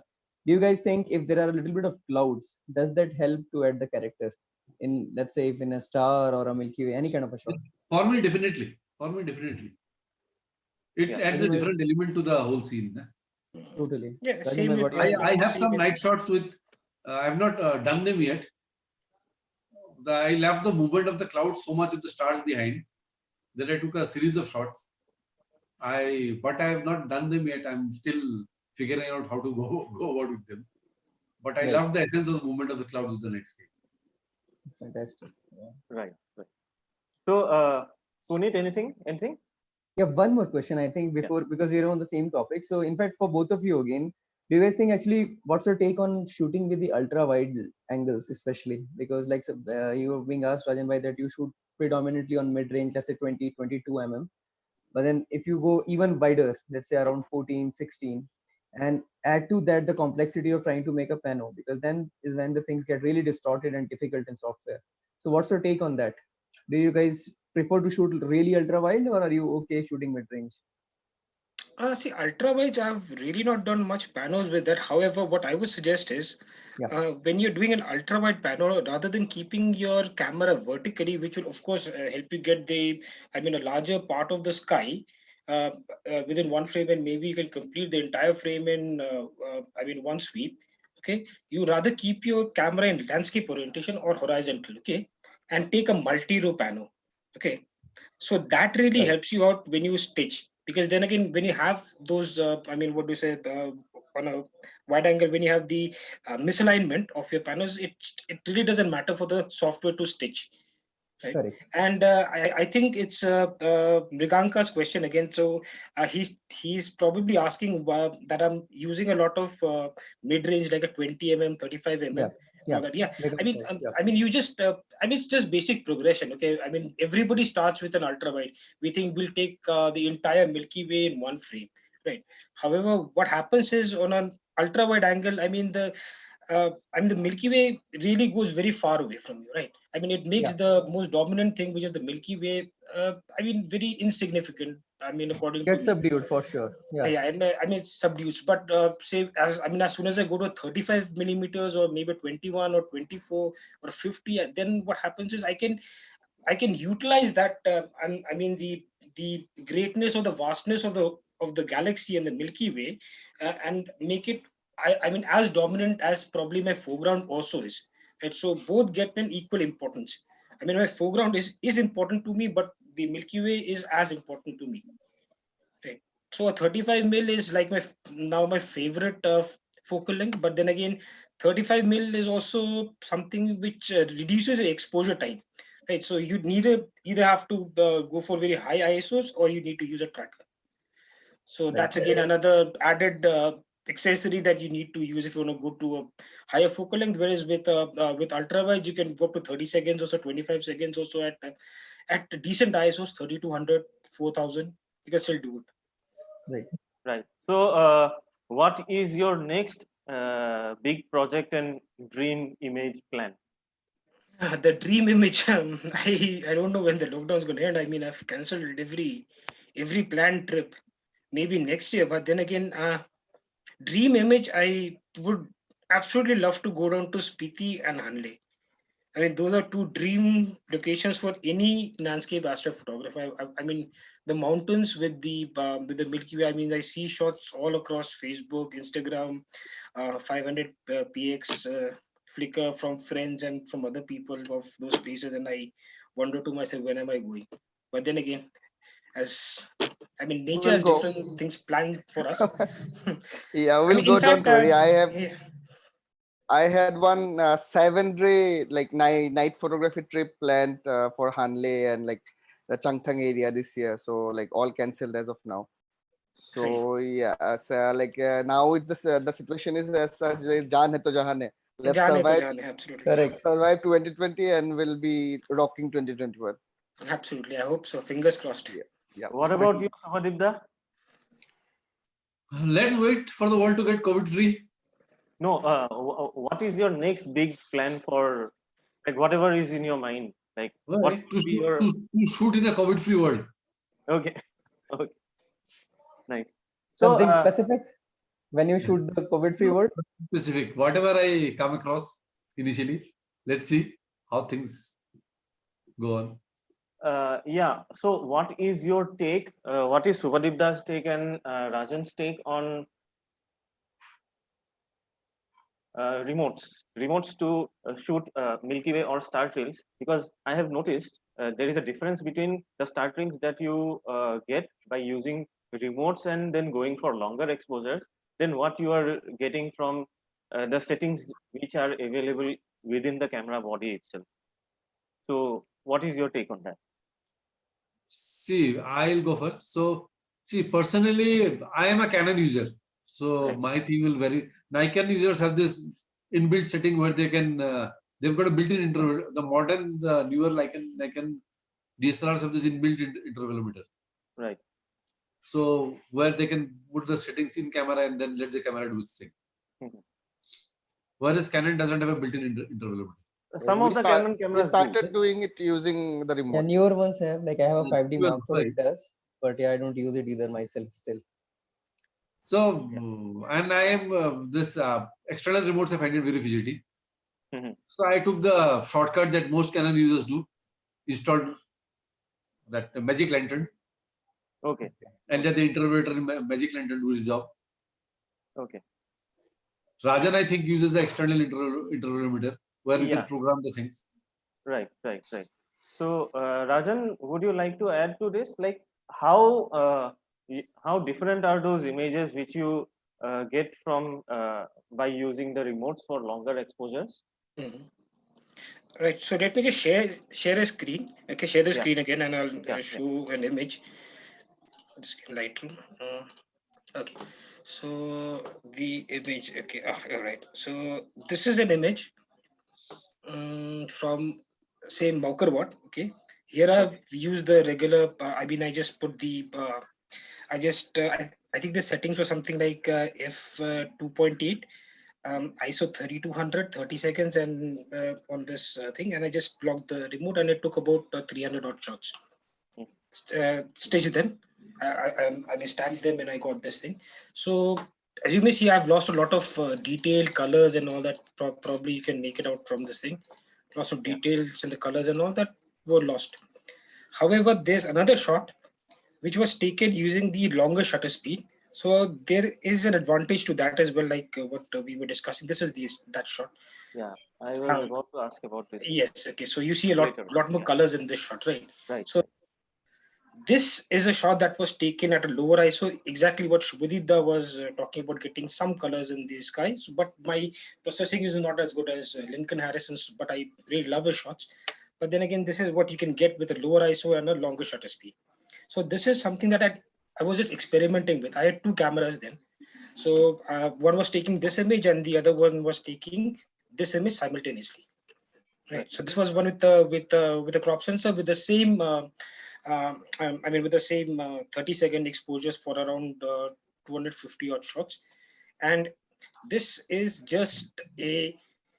I think this is a 12 shot image, and each shot was taken at ISO 250, 10 minutes each. So I just programmed the remote. So it's a basic intervalometer, nothing Mhm. fancy. Mhm. So I mean, almost everybody has one of these remote Right. shutters. So you Right. just program it for 10 minutes, the number of shots, the duration, and all that, and that's it. It's quite easy to get this thing. But then again, what happens is you also get a lot of colors in the stars. These are natural colors. I haven't added any colors into the. I mean, there are a bit of chromatic aberrations as you can see, but then again, these are mostly natural colors in the. I mean, the thing, and also you get a cleaner image. So what Mhm. happens is, as opposed to, I mean, even a 30-second thing, you might stack a lot, but however, there will be a lot of noise even in the foreground as well as it is visible here. Mhm.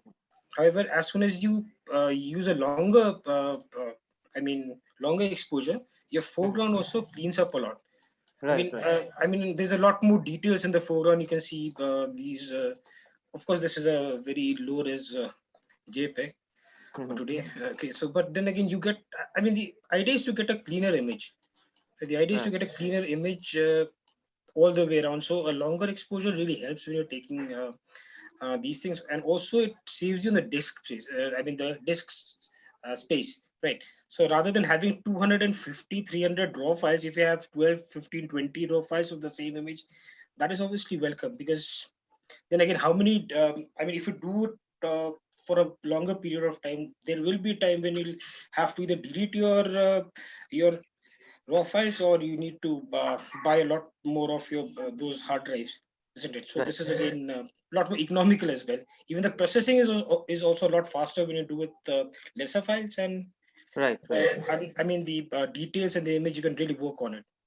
Yeah, and also it saves your shutter from getting Yeah, uh, that is also there. yeah, That is also there. Absolutely, yeah. saves the shutter life, because Absolutely. that's what I feel, even in my case, because I have not worked with remote yet, but then probably when I'm able to, I'll get hold of one remote, and then start uh, I'll start to go for much more cleaner and noise free Yeah, images. absolutely. I mean, really helps. So this is what I was also suggesting: taking one long exposure even for your foreground for the Milky Way images. I mean, as Right, well. right, So right. you get a cleaner foreground and you get a good Milky Way when you stack the sky. And then blending is something you'll have to learn. I mean, it's something which I mean you'll have. I mean, that's a tough choice for a lot of people. Right, Correct. blending the sky and the foreground, but then again, that's something you'll have to get used to. I mean, I used to fear Photoshop a lot, but then Shubhadip helped me with a few videos and a few pointers. He actually Mhm. came to my office, he sat down with me, he gave me some initial tutorials, and some pointers which really helped me out. I mean, even when I blend sky and the foreground, even now in Photoshop, I have to refer to the videos. So I do it. I mean, one layer at a time. I look at the video. I do this. Yeah, look at the video. I do this. I'm not really fluent with Photoshop as I'm with Luminar for blending or anything else. Yes. One quick question, Ajanmai, on this image. Did you Yeah. also light up this chapel over here, or is it just the moonlight? So what was happening? There's a road behind. Okay, Okay. so there were a lot of cars coming in. Okay, Maybe headlamps. going Okay. to the village on the right hand side. There's a small village. So this is again in Dainthlen. So this is just on the way to Vaisatong, there's a village. So you just Right. need to take a right and go into the village, and you'll get the road to this particular church. So one had scouted this for us. One Majao. So he's from Sora, another brilliant photographer from Sora, and I think I he's know also a him. guide out there. I think you know him. Most of the people would know him. I think he's the brother of Badap Majao.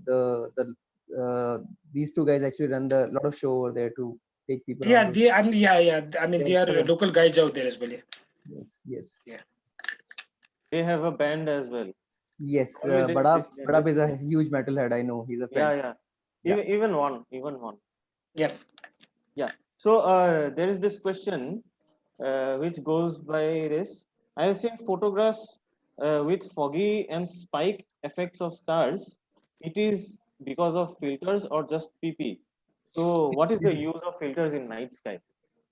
No, for that effects, I'll say it's PP. Okay. Yeah. But then you get certain filters which gives you similar Cleaning up effects. the sky and all. Yeah, yeah. Right, So right. what about those? I have See, not used them. Rajan might be able to lend more I light. can tell you that don't use them. Okay. I mean, it's not worth it.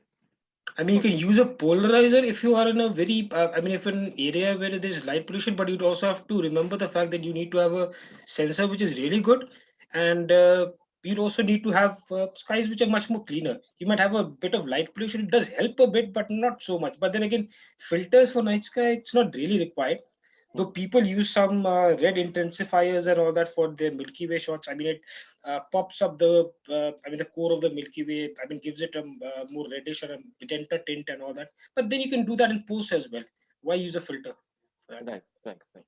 So there is a question from Manjeet. That is, would you suggest some YouTube tutorials which you may have followed? So let me tell the audience for their benefit. Rajan has already shared a few links with me, which I'll be putting below the video in the text section.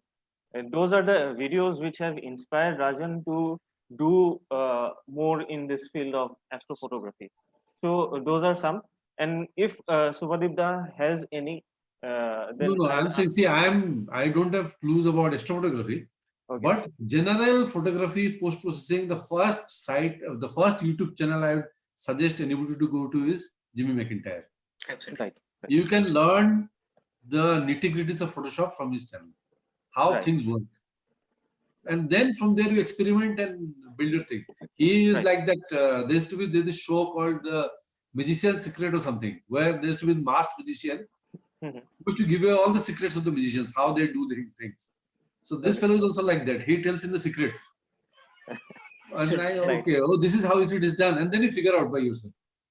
So now today you and Rajan also are no different. Like you have given us your secret. But I mean, yeah, we basically do we have that. learned from others also, not the same That thing. is what. That is what. Knowledge sharing is more important. Mhm. Right. So another thing, Dipankar has asked, should we convert the raw images to DNG to save disk space? See, I personally convert all my files to DNG because why I do it is, if it's in the native format, Hmm. when I process it, you get that additional file. I forgot what it's called. Right, PNG, right, TIFF, right. No, NEF. not TIFF, not TIFF. This is the XMP file. XMP something. CRT. XMP file. XMP file. Yeah, So yeah. there are additional XMP file. So what happens is, I've seen, suppose I'm transferring my files to one place or another, I forget to do that. Or XMP left over, by mistake I delete XMP. If it's DNG, it's within that DNG file only. The XMP data is also within the DNG. So it helps me handle my files better. Right. So I use DNG for all my purposes. Okay. So Rajan, can you tell a bit about the sky tracker that you use and like how it is useful to get pinpoint stars, or even if it is useful in getting Milky Way panorama shots? All right. So Milky Way again, or even normal skies. We have been concentrating so much on Milky Way that other parts of the skies, the moon, today it is full moon and the moon might yeah. be feeling bad. Like nobody talks about it.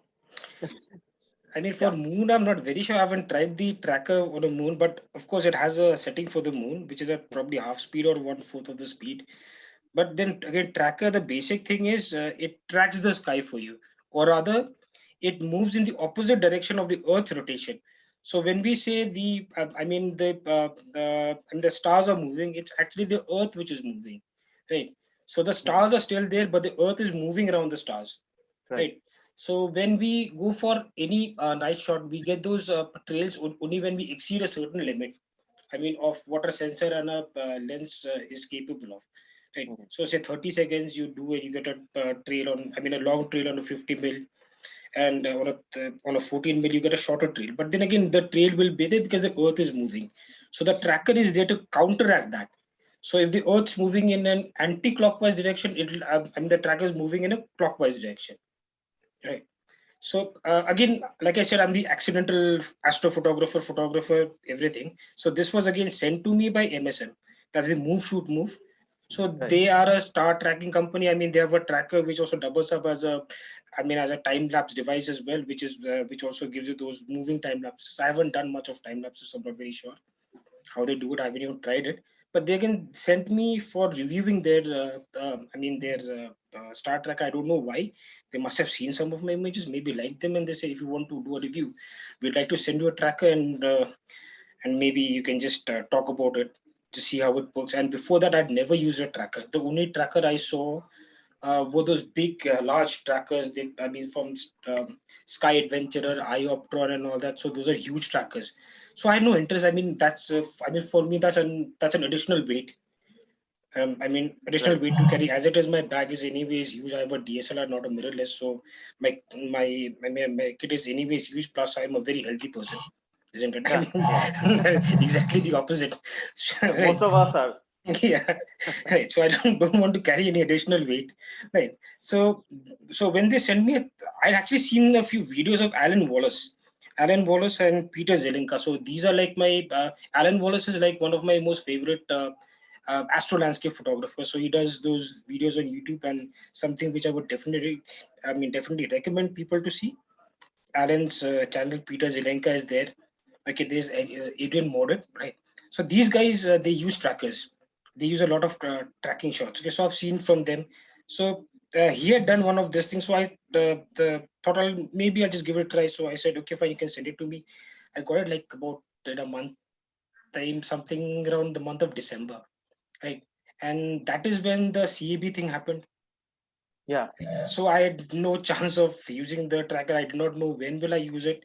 I've actually never And even we had to got. cancel Yeah, our we had to night cancel our. photography. Yeah, absolutely. I mean that same time. So we had plans to use that as well, right? So Yes. this is basically the tracker. Okay. A very small tracker, something which can fit in a bag.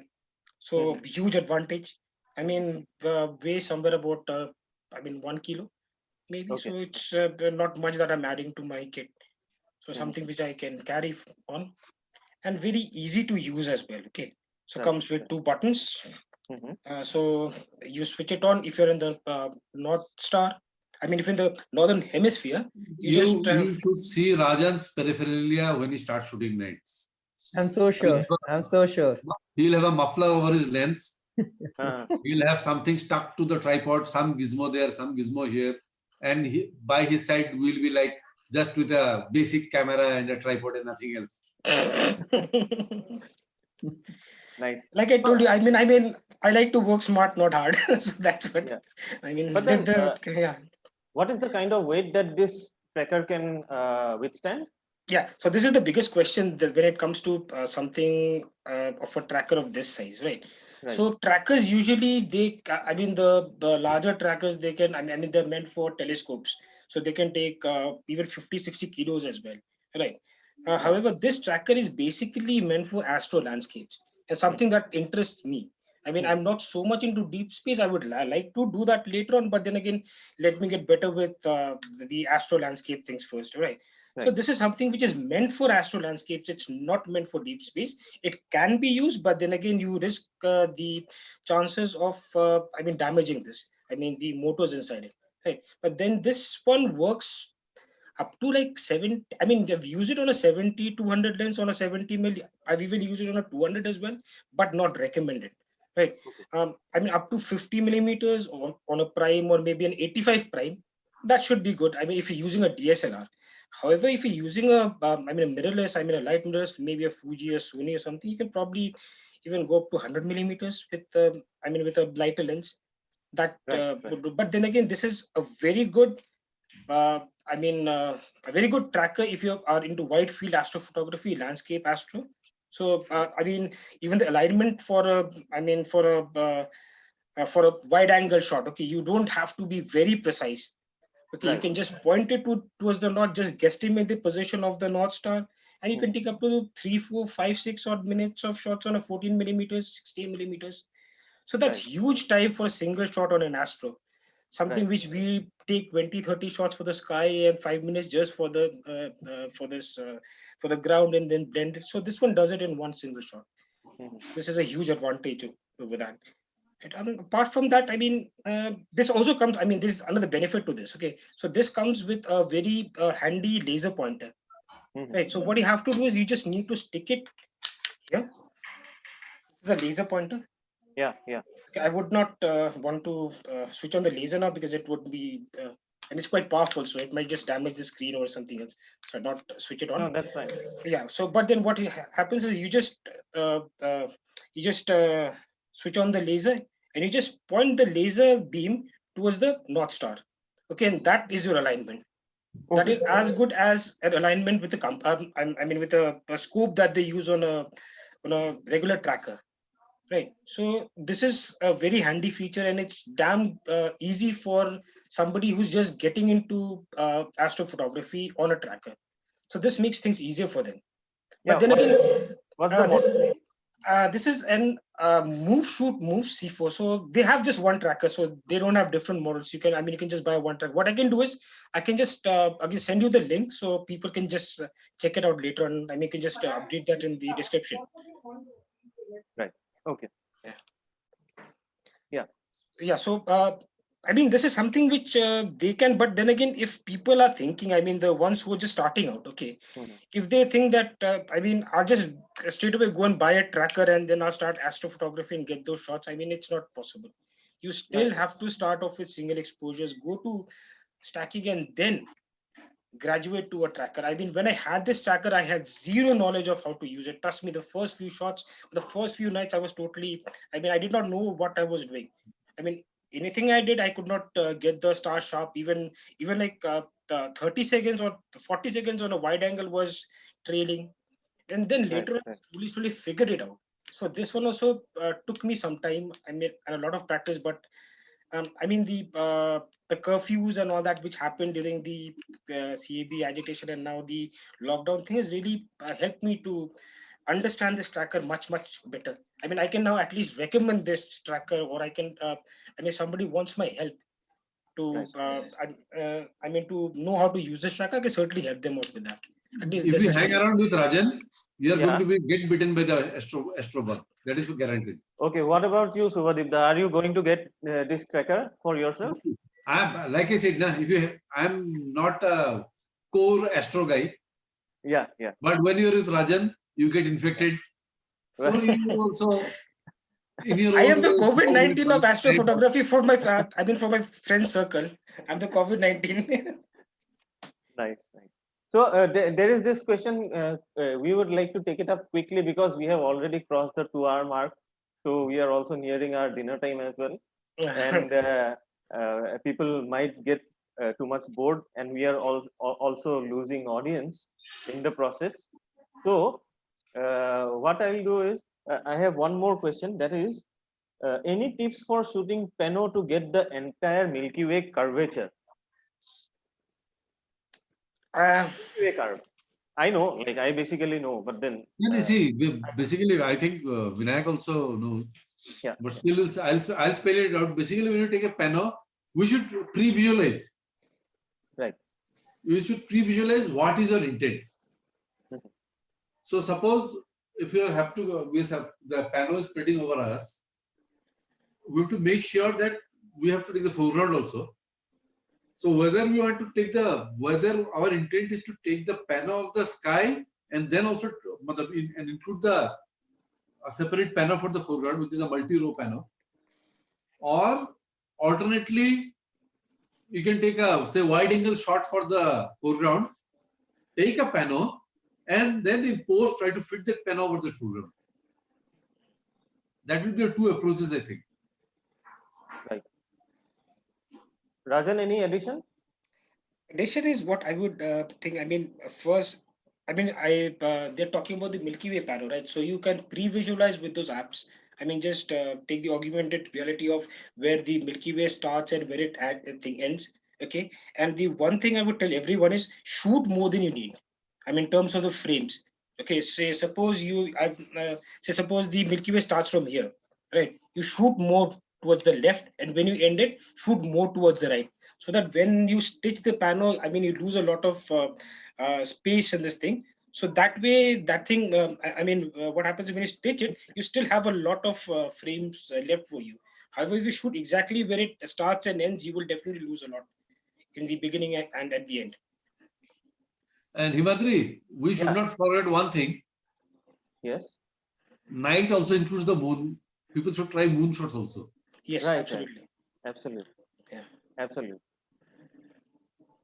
So Rajan, a quick question on that the tracker that you were showing, right? Can you also use it in conjunction with those pano adapters? I mean, can it like fit on them so that you can take actually be tracking Milky Way, but at the same time, if you want to like do even wider and take a pano, or maybe, or is it too out too?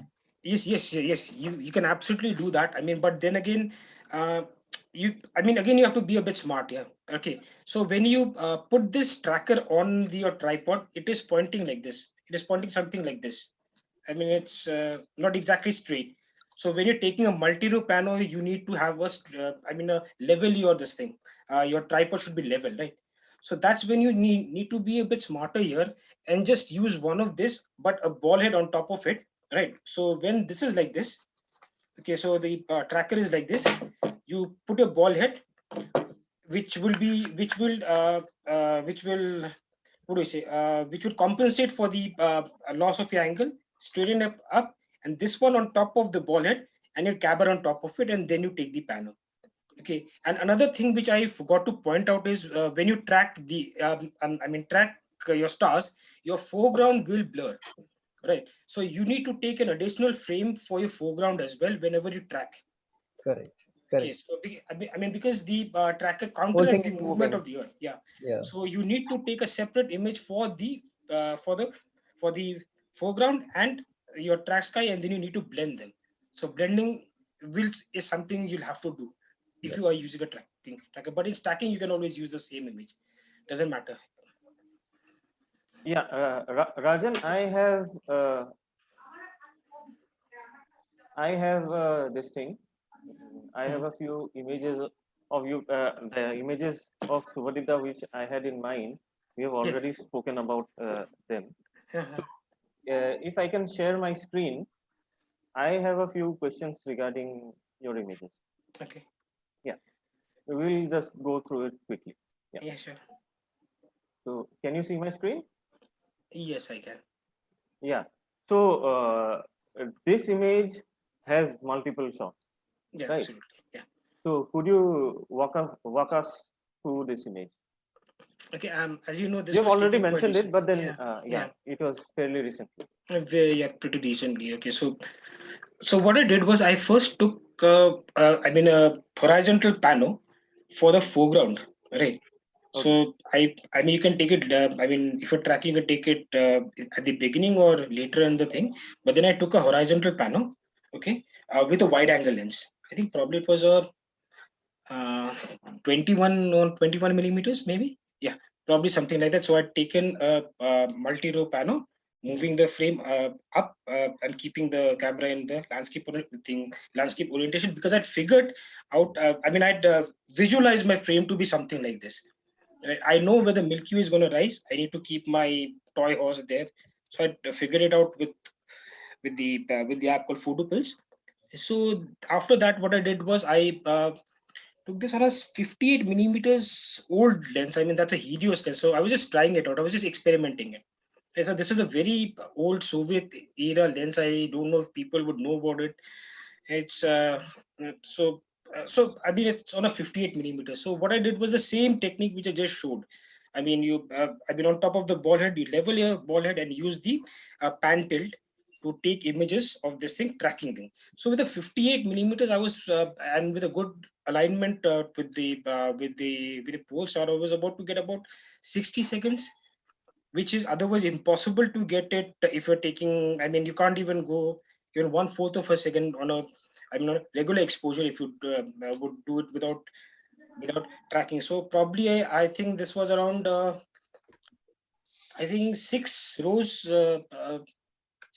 and 4 or 5 columns, something like that. I'm not sorry, but yeah, something like that. So I kept on taking shots. I started from the top, then moved to the second row, from left to right. Then again I went down from my right to the left again, went down left to right, and then I mean yeah, it was something like that. Okay. But here again, I also, apart from tracking, I also stacked the image just to get in more details of the Milky Way. Right. So each shot is somewhere about 6 or 7 frames. So it is stacked plus tracked. Yeah. Yeah. So you can get more details of the Milky Way and the stars and all that. Right. So I mean, something which I wanted to do and it happened. So I'm pretty happy with this image actually. Nice. Amazing. Amazing stuff. So, We love this image too ourselves. Just love. Fantastic image, man. Yeah. So again, I mean, another advantage of tracking is that you get a lot more details, even with very less shots. Again, you save your hard disk space, plus you also get a good image. yeah. So, this is another image from the on location shot, right? Yeah, this is in Wallingford. Yeah, that church in Well, Wallingford. I mean, on the way to Shnongpeding, people must have come across this so, Shnongpeding, and this is a single frame, or is this a panorama? this is a panorama again. But this is a Okay. very simple panorama without a track, because Okay. I wasn't into tracking then. This is a simple image. I mean, this one is a stacked single. Panorama, stacked panorama. So Okay. each, I think this was six, seven. I think this is about 4 or 5 rows taken. I mean, I kept my camera again in the horizontal position and moved it up. Right. Again, this one helped me out a lot. Right. So, and again, I mean, the basic settings like if I am remembering correct, it was 3200 at 17 millimeters, and it was about 20 or 25 seconds. Okay. So each stack is somewhere about 25 watt frames. Sector stack, yeah. Yeah, yeah. But then again, this night was something which I'll not forget, because I mean, the it had just rained before that. We did not expect to have, I mean, this shot, we had just gone there. On the way, it was raining, it was cloudy. And when we reached this church, everything cleared up suddenly. I mean, I had gone with Bahiru. I mean, we were just sitting down at home, we had nothing to do. He told me, Kya karega, kya karega? I mean, I'm getting bored. We hadn't gone shooting for like around a month or something. Mhm. Okay, so we said, "Hey, let's go, yeah. If we find something, we'll get something. Else, we'll just have a drive. I mean, sorry, long drive. Consider that to be, I mean, a long drive." So we went there. Okay, I mean, on the way, like I told you, it was cloudy, it was raining. But as soon as we reached, the skies cleared up like anything. I mean, it was almost like the gods were inviting us, come inside and take a picture of this church. Right. And this church is something which I had done even previously. So I had already planned for this for a different day when it was probably clear. But I mean, this happened, I mean, just by chance. I mean, this shot just happened by chance. We hadn't planned to take the shot on that day. It was for a different day. Yeah, I have this tendency of saying ki, some of the best shots and some of the best days of your life comes unplanned. Absolutely. Yes. Yeah. The Absolutely. more you plan, there are chances that it's not going to work out, Yeah, absolutely. probably. So yeah, this is one of the images which I wanted to talk about. Like, so you use the remote for this Yeah, shot. absolutely. Yeah. Yeah. And there were how many shots? These are 5 minute shots, if I'm not mistaken. I 5 minutes. probably took about 24 or 25 shots, 5 minute shots, and it was at It's, ISO because there was a 30% moon on the I mean, right behind us, which was also helping in lighting up the yeah, church. yeah, If you yeah. see that the church is You can very well see lit up, the, even the yeah, foreground is quite well lit up, right? lit up with So shadows. yeah, lit up with shadows. So the moon was helping us out. So if I went to a higher ISO, even though I was, I mean, using a shorter exposure as in compared to a 10-minute exposure, I just still kept it at 250, I guess. But then again, Right, right. I mean, this is one frame I really like. This is one frame I really like. So Yeah, again, different. Again, I mean, something which I mean, this was a planned shot, of course. So I mean, I knew that the North Star would be there. I went behind. I scouted for the thing. I mean, a few days back, and then we went back, and luckily the nights were clear then. right, right. So yeah, this is the shot that I had in mind. So we I've already already spoken uh, about that. Yeah. yeah. So I'll share the screen again and uh, a quick thing or two about Subhadip this image. One of my favorites from you. Absolutely. So Okay, this is not reality. I know, we know, but then We even know if it is not real life, This the is vision. giving birth to a vision sort of. right, right, right. Please take us So through this. what we had done out on location with a wide angle lens, I had shot a Milky Way R. Mhm. This is around, I think, 12 or 14 frames with a 16 mm. Right. So after I taken that shot, I was pretty happy that I managed to capture the arc of the Milky Way. But the foreground was very uninteresting. Right. Very interesting, and even if I had used the foreground, there are lots of elements of disturbances, like Raajan moving about with his torch, for example. Okay. Okay. So we'll have to be careful about that No, no, from the next it time. was not my intention also. I was just trying, let me see if I can take No, a I'm just Milky Way joking. arc. Yeah. And if it works, it works. Yeah. So then I thought of to extrapolate it to some other location. Right. So I had a photograph of the hills from Uttarakhand. Okay. So I thought, okay, let me see how they look on top of those. How it would have been had I had those hills and Milky Way arcing on all over top of it. Yeah. Yeah. Then when I did my frame, which looked kind of interesting, then I said, what if there was a small pool which is reflecting the frame? Correct. So I made a mirror version of it and then try to tweak it so that it looks like a reflection, even though it's difficult to get a real life scene because then the water has to be absolutely still and all Right. that. So But this then, is just trying. This is just trying out something. This is not something like I'm saying. This is just a try. Okay, let me see what can be done. yeah, And but then, yeah, I was pretty happy with the end result. So I thought, okay, let me share my vision with the world. yeah, fantastic. So I think this is quite possible because I have been to Rupkund just like you and Arubda have been to. Me and Sayan, we went to Rupkund. Again, me and Sayan and there are a few others who have been to Sandakphu. So on the way to Sandakphu also you come across No, no, the this is school. possible. This is very Yeah, much this is possible. totally And possible. actually, Given the right conditions and the right time, yeah, I have I a think this plan. is I have totally a possible. location in mind Hmm. where, if the conditions are right, I might come across this. But Right, right. that's of things have to work out. Correct, correct. Till then, we'll settle for Yeah. something like amazing. We are nearing the end of the discussion here today. So, Arpan and Puneet, would you like to put in some inputs and or questions from your side to this wonderful session that we have had today? No, Maybe I we'll think start off with Arpan. Yeah. yeah, I think we have covered almost everything. As I said, like it's better to take the questions first, so that like it's better if the We are questions done come. with the questions as well. Yeah. Yeah, we are done with the questions. Yeah. If Puneet has something, yeah, obviously. Yeah, I think questions are pretty much completed, covered. Probably just on the ending note from again, some of us might know, but just as from a beginner's point of view, when you, especially Subhadip, especially talking about start rails, since we have to like take a lot of images and join them, right? So do you, of course, you might be shooting raw, but then how do you, in what format do you actually stack them together? Is it the DNGs? Is it the TIFFs? Or No, is no. it just For the high-res JPEGs? I convert them to JPEGs. High-res JPEGs. Okay, I highest convert them to possible. high-res JPEGs and then I stack them because otherwise you can possibly do the raw also, but then you need lots of processing power. Yeah, exactly. Otherwise, it's just you cannot And use see, a the point on a is, I'm time. a hobbyist. I'm not a pro who will say take a 40 feet wide print of it and has to Yeah, give delivered somewhere. yeah, So it works for me.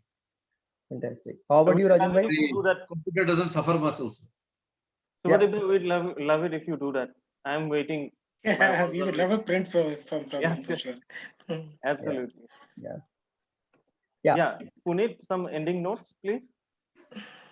Ending notes from me. When experts are speaking, you're asking me for ending notes. We are I the am, different guys talking about something we have in common. Yeah, that's it. yes, which is the love for photography, night skies or Absolutely. otherwise. Yes, Yeah, it definitely. was such a Absolutely. session. We actually, I just can't believe that it's 1.5 hours. They just flew by and so much new. It's 2 hours, 21 minutes. Yeah, Oh yeah, 21 two, minutes. two, 2 hours in 2.5 hours. Sorry, it's almost we are done with the movie. I think. Yeah, yeah, Absolutely. Just A that there Hindi are no movie. cinema Yeah. halls these days. yeah. Hmm. Do it any longer, Fantastic. we'll become Sholay. Yeah. Probably once in upon a time in Hollywood, I think, in the West, I think it will become that original Yeah, version. absolutely. Yeah. But then, seriously, fantastic session, guys. So, Madhuri, thanks a lot for pulling me in for this, man. I mean, I learned so much, so many things, starting from basics. We saw your workflows and some of the images that I've always admired. It was so fantastic to see them coming to life. How do you guys actually go about them? So fantastic, man. Maybe we should do such sessions a little more sometimes whenever we all have times together. Mhm. Absolutely. Absolutely. And I'd Yeah. just like to add something here. Okay, I want to probably. I mean, if I've been able to answer everything properly, because then again, this is again the second time. The first time I did it with Puneet, so I must have fumbled a lot. And I'm honestly, I'm not very comfortable in front of the camera. I mean, I do it only for my friends. Right? I mean, Even me. okay, I'm but then scared. again, yeah, but then again, I mean, there are quite a few questions, okay, from these people. So what I'll do is, if at any point in time they would like to see how I process my images and all that, so rather than doing something live, I mean, I can just do it over Zoom someday. I mean, I can just invite a few of them. If they have some questions, they can ask me there. I can do a screen share thing, and I'll just share my workflow with them. I mean, in a Correct. different session. So that'll be for them, those who are interested, and the beginners if they want to check out how we process these images, what's our workflow, what is our thought process, and all that. We can do that later on. anytime. If they have any questions, they can PM me on Facebook if they're friends out there, or they can just ask it through a common friend. They can always ask that. But I'll be happy to help with whatever little I know at any point in time. Anybody can ask me anything. I have no issue in sharing my knowledge, because I mean, as much as I share, the knowledge passes on to the others, and if they do well, it'll make me very, very happy. Right. Just like Corona and COVID. Just kidding. So I think we have come to the end of this session. But before ending, I'd also like to announce that I have a one-to-one session with Puneet tomorrow on Instagram. That will be Instagram Live. It's Okay. was it 8 p.m.? Puneet? I think 9 p.m. If it 9 8 p.m. p.m. works Okay. for you also. Thanks a lot for the announcement. Yeah, and Himadri, do have a lot more of these Zoom sessions. Sure. Absolutely, Dada. Time pass hota hai na, अच्छा time nikal gaya to discuss something you are Nice. interested And in. also, we Right. have learned quite a few things. बहुत Quite a कुछ, few बहुत things कुछ. which we never knew, or we knew but we never applied because we didn't know how to apply it. So the one thing that I will take away from this session is you need to have a vision to Totally, man. give to help that vision to come to truth.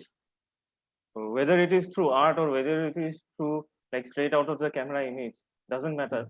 But then we always need to have a vision, just like the galactic star or galactic stallion, or the image of Subhadip, where he tried out different things with the reflection and all.